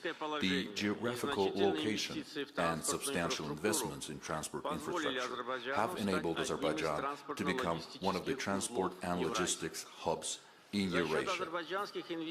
The annual handling capacity of the Baku-Tbilisi-Kars Railway, an integral part of the Middle Corridor, has increased from 1 million tons to 5 million tons thanks to the Azerbaijani investments. We are working with partner countries to ensure digitalization of the Middle Corridor. Furthermore, Azerbaijan aims to increase the annual capacity of the Alat International Trade Seaport from 5 million tons to 25 million tons. Azerbaijan also plays an important role in the development of the North-South transportation corridor. Railroad and highway infrastructure of Azerbaijani segment of the North-South corridor is ready and is functioning successfully. Currently, we are working to expand it to the volumes of rail cargo of 15 and later, if needed, 30 million tons. Dear colleagues, in September 2023, Azerbaijan fully restored sovereignty over its internationally recognized territories, thus restoring international law and historical justice. Azerbaijan put an end to Armenia's 30-year-long occupation and itself implemented by military political means 4 UN Security Council resolutions which had remained on paper for 30 years. Azerbaijan is a strong supporter of multilateralism. We have successfully chaired the non-aligned movement in 2019-2023 and strengthened its visibility and influence at the global arena, contributed to its institutional development by creating, with the support of member states, the parliamentary network, the youth organization, as well as laid the foundation of the women platform of the movement. With the unanimous support of almost 200 nations, Azerbaijan will host COP29 this year. We will spare no effort in building bridges between developed and developing countries at the COP29 in Baku and strive towards reaching an accord that would take into account the legitimate interests of the developing nations. Azerbaijan's priorities also include the support to the small island developing states facing existential threat due to adverse effects of climate change. Azerbaijan has initiated the establishment of a special technical assistance fund to support the small island developing states. We will continue our work with the SCO on the preparation for the COP29, the world's largest international conference. I have already sent official invitations to the leaders of the SCO member states and hope to see my colleagues this November in Baku. Thank you for your attention. Thank you, Honorary Ilham Gedaroglu, for your informative speech. We pay significant attention to the efforts of Azerbaijan in strengthening the links of the Shanghai Cooperation Organization. Now I would like to give the floor to the Chairman of Halk Maslahati of Turkmenistan, Honorary Gurbanoglu Malikgulu Berdimuhamedov. Esteemed Kassym-Jomart Kemalovic, dear heads of states and delegations, first of all, please allow me to express my gratitude to the esteemed President of the Republic of Kazakhstan, Kassym-Jomart Kemalovic Tokayev, for the invitation, hospitality and excellent organization of the meeting. For not the first time, Turkmenistan is attending the high-level meeting, Shanghai Cooperation Organization as an honorary guest. This has become a good tradition, and we perceive such a status as a sign of respect for Turkmenistan and indicator of high levels of trust, openness towards our country, and the desire to develop close partnership relations with it. This approach fully aligns with Turkmenistan's intentions. Our country views the SCO as a significant and promising partner whose cooperation allies with our national interests can substantially and positively influence the course and the direction of regional processes and contribute to stabilizing the international situation. Turkmenistan is bound with the peoples and states that are part of Shanghai Cooperation Organization and work with it by deep historical ties, geographical proximity, common values and worldview. Today this is complemented by a mutual interest in economy, trade, investment and technology. Of course, Turkmenistan fully shares the fundamental principles that underpin the activities of the Shanghai Cooperation Organization: peace, mutual respect, equality and cooperation. Together with the SCO, Turkmenistan is ready to work on their practical implementation. In this regard, Turkmenistan has persistently and over the years promoted the initiative of dialogue as a guarantee of peace on the international arena. This idea fully correlates with the theme of our summit. We see this as a good prerequisite for the start of substantive joint work at the UN and other reputable multilateral structures.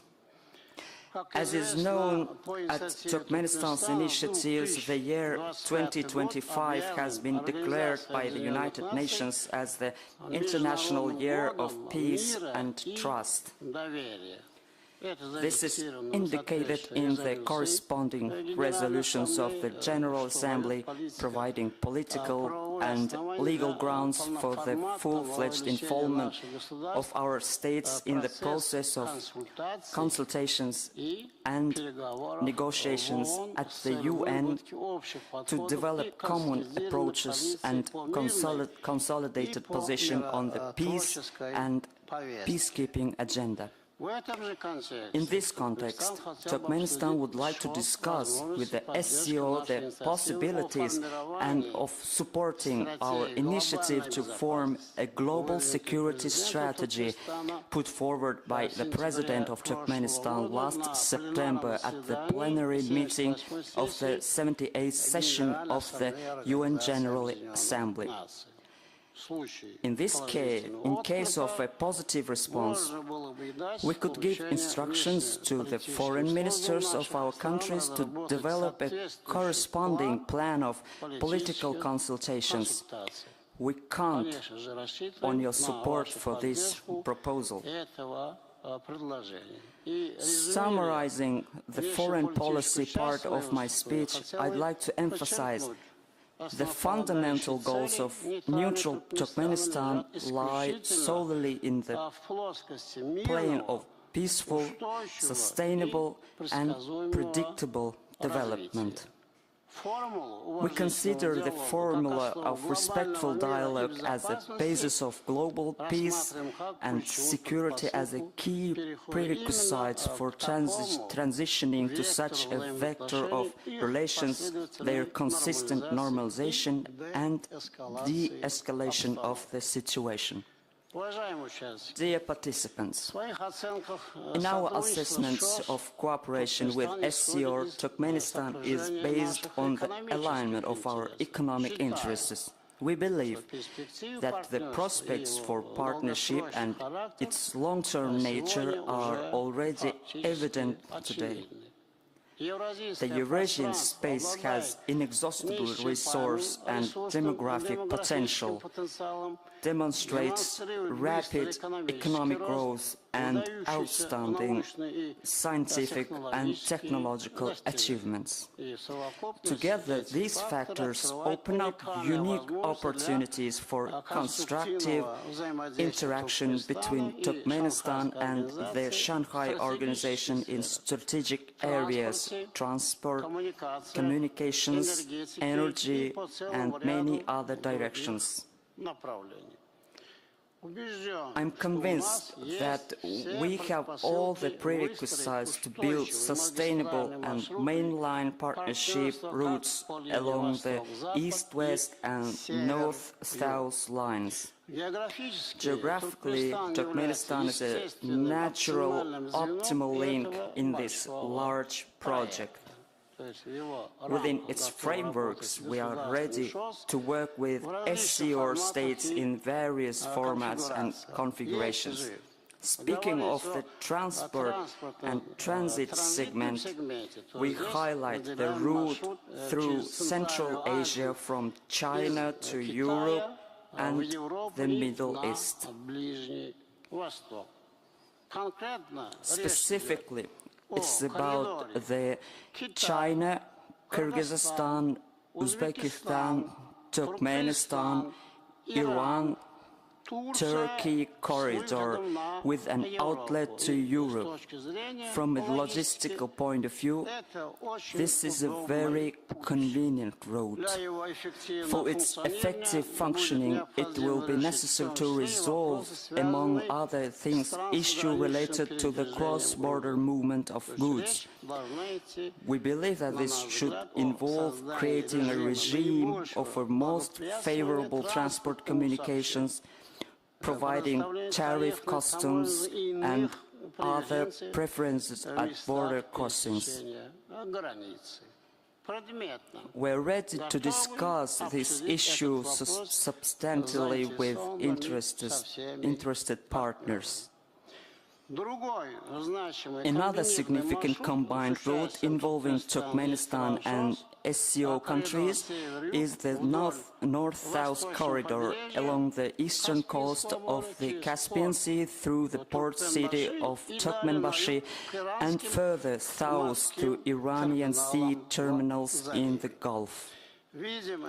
We see prospects for SCO countries' participation in the context of combining the resource, economic and transport potentials of Central Asia, India and Pakistan.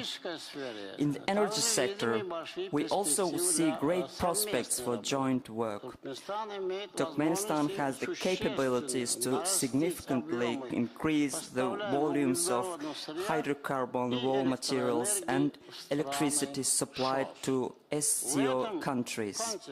In this context, I want to emphasize that we clearly fulfill our contractual obligations in terms of volumes and deadlines for natural gas supplies. We propose that interested SCO states consider the parameters of their participation in energy and communication projects on the territory of Afghanistan, initiated by Turkmenistan.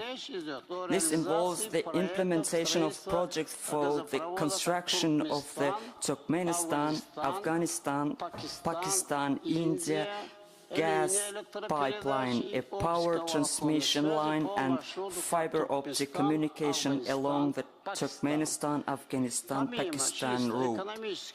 Besides purely economic benefits, such work will ensure the swift and effective integration of Afghanistan into regional and continental processes, contribute to the economic and social recovery of the country, and thus stabilize the political situation, achieving peace and harmony. Among other important areas of cooperation with SCO, we highlight trade, industrial cooperation, agriculture, the green agenda and partnership in the field of information technology. The models of cross-border and regional business partnership involving small and medium-sized businesses look promising. We express our desire to expand and intensify humanitarian, scientific and educational ties. We advocate for the development of joint youth programs in areas such as studying historical and cultural heritage, innovative future, youth contribution to environmental protection, youth entrepreneurship and business projects. We assign an important place to sports cooperation.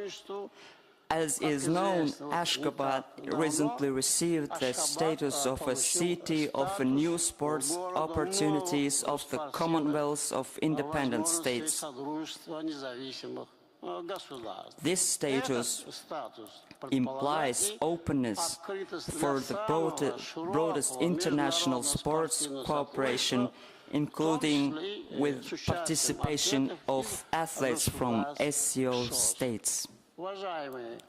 Dear friends, in conclusion, I would like to confirm Turkmenistan's great respect for the activities of the Shanghai Cooperation Organization, its firm commitment to deepening good neighborly, friendly ties with it, and to wish all participants in the meeting successful work.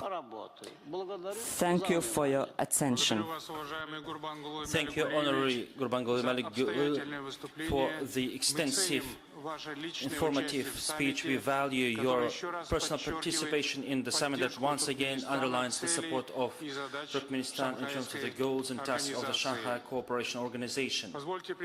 Let me now give the floor to Honorary President of the Republic of Turkey, Mr. Recep Erdogan.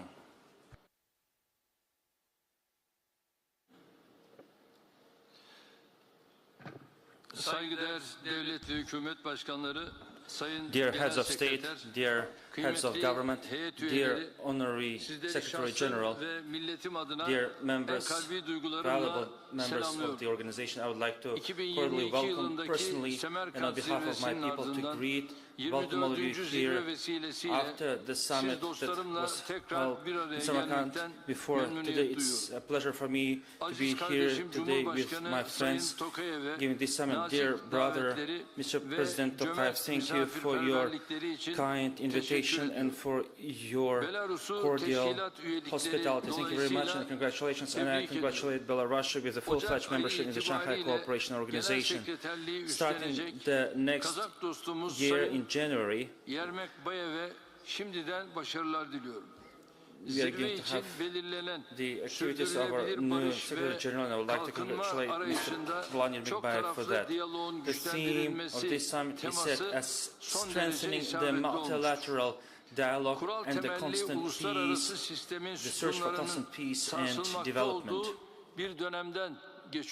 We have the time when the foundation of the international systems is shaken. Terrorism, Islamophobia, xenophobia, illegal immigration, climate change, energy and food security, as well as a value chain flaws, increase the seriousness of the geopolitical shocks. The most ailing, painful example is what we eyewitness on the occupied Palestinian territories, especially the sector Gaza. Due to the attacks in the sector Gaza, more than 37 innocent people died and more than 18,000 Palestinians, around 90,000 Palestinians got injured. 16,000 children died under the ruins due to the attacks conducted. Under the ruins we have the children dying. Basically, that's about the remnants of the political system shaken. We need to stop Israel for that. And for that, it is necessary to have the international pressure on Israel administration and to be continued into that. Definitely facing all of those crises, the international order has a number of states that raise up their voices, who are for the global justice with all of their sincerity and efforts, meanwhile not getting into pessimism. My country, Turkey, all the time pays attention to the weakness of the international order. It's not about the right of the strong, but it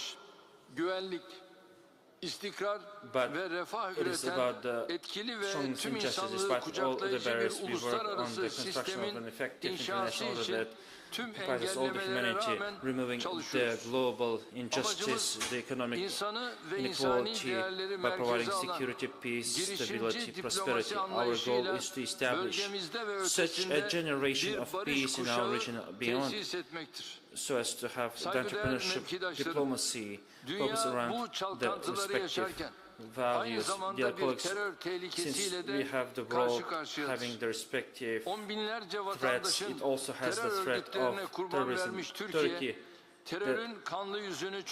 has had dozens of thousands of its citizens died due to terrorism. We fight with different forms and manifestations of terrorism, including PKK, YPG, FETÖ, and Daesh for already 40 years, and we will continue in that direction. Our many-year experience in fighting terrorism demonstrates that for counteracting that threat, it is necessary to have the international cooperation, and in that context we are ready to further our dialogue further with the Shanghai Cooperation Organization. International migration routes fed by the regional conflicts, the political instability and poverty became also one of the major vulnerabilities. In Turkey, we have more than 4 million people, including Syrians, who don't have shelter or have the temporary shelter and protection of ours. Each and every time we underline that the international community also should act responsibly. The humanitarian aid is one of the major tools for solving those problems. Turkey, we took 1/3 of the assistance that is channeled to Gaza. Our 20th train of goods reached Afghanistan on June 20. Tons of freights. Moreover, we had 24 tons of goods and medicine delivered to Afghanistan by the military planes of the Air Force of Turkey, and we in that are ready for the synergy with you. Dear friends, while being a reasonable member of the international community, Turkey is an important partner in counteracting global challenges within our initiative. Initiating, we try to strengthen our relationships with Asia. Our prehistoric native land based on the respective joint priorities in all areas within that initiative. We pay lots of attention to development relationships with the SCO. That's a representative of the old tradition of consultations in Asia.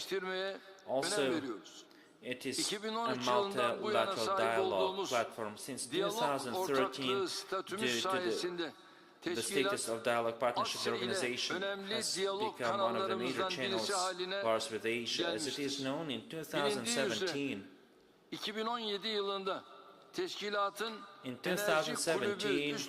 became current members of the high level of the energy club organization.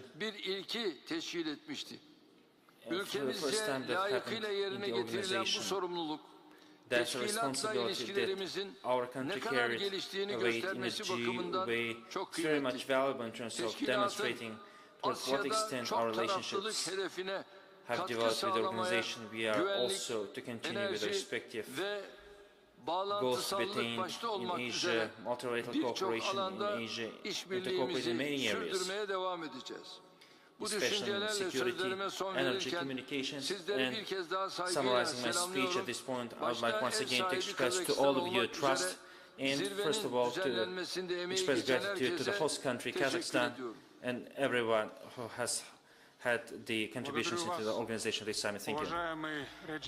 Dear Recep Bey, thank you very much for the very informative and important speech, as well as relevant considerations in terms of the solutions to the current problems on the international agenda.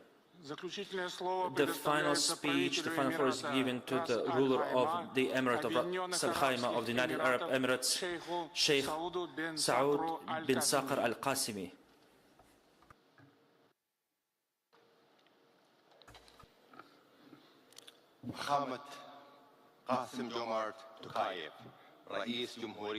Your Excellency, distinguished Kassym-Jomart Tokayev, President of Kazakhstan, Your Excellencies, ladies and gentlemen. First of all, I would like to express our gratitude to our friends from Kazakhstan for their hospitality and the organization of this high-level event. I would like to wish every success to the leadership of the Republic of Kazakhstan in your future endeavors. Wish you progress and prosperity. I'm very glad to represent the United Arab Emirates for the first time here at the SCO Summit. I hope that the involvement of the UAE in the activities of this organization as the dialogue partner will provide additional impetus in the development of partnership relations with different countries and multilateral organizations throughout the world. Distinguished Mr. President, Your Excellency,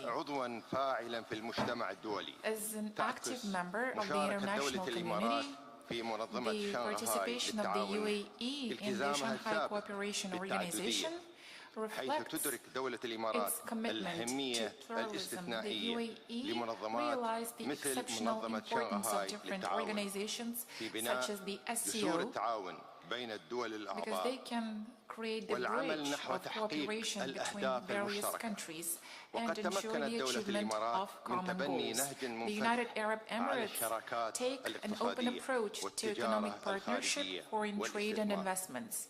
And today we are here to work together to promote international cooperation in order to resolve the most urgent issues of the global agenda. When we speak of international or global issues and problems, we need to keep in mind the war in the Gaza Strip, where the catastrophic events are still going on. In this regard, the United Arab Emirates encourage for the ceasefire. We need to make sure that we have the regular supply and we need to ensure humanitarian aid on a larger scale, and we need to make sure that all hostages are freed. We need to ensure the fair settlement of the Palestinian issue in line with the principle of two states, two nations, which guarantees the right of Palestinians to a sovereign state that can exist along with Israel in terms of peace, security, and recognition. Dear ladies and gentlemen, the UAE reaffirm their constant approach to peace and stability. The UAE laid the foundation for its foreign policy on the basis of the international law principles. Conflict settlement is possible thanks to our diplomatic approach, and we need to root for independence. We need to fight against terrorism and eradicate the sources of terrorism. We root for tolerance, dialogue, and peaceful coexistence in order to work together for the sake of peace, security, development, and prosperity. Dear ladies and gentlemen, platform allows us to start a new cooperation between the member states of the organization in different areas to enhance our mutual interests, which will serve for the prosperity and development of our nations. Today we have a unique opportunity here at the SCO platform to increase the degree of our cooperation and to put forward different strategic initiatives in various domains. For instance, we can focus on the environmental protection and our efforts in fighting climate change. Distinguished Mr. President, Your Excellencies, ladies and gentlemen, in conclusion, I would like to confirm that the UAE are ready to cooperate with your organization and to enhance the relations and strategic partnership which brings together different countries.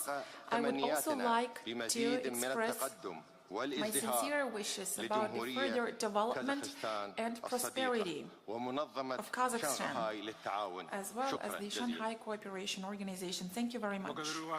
Thank you very much, distinguished Saud bin Sakr Al-Qasimi, for your participation in the summit and for your constructive contribution to its work. Dear heads of state, dear friends, we held a very substantive exchange of opinions about the further development under the auspices of the Shanghai Cooperation Organization. I'm confident that the large-scale initiatives presented here today will facilitate multilateral cooperation, peace, sustainable progress, the SCO space and beyond it. I would like to express my sincere gratitude to all of you for a very constructive dialogue. In conclusion, I would like to wish our esteemed President of the People's Republic of China, Mr. Xi Jinping, every success as the next chairperson of the SCO. On this positive note, I declare the SCO Summit in Astana over. Thank you for your attention.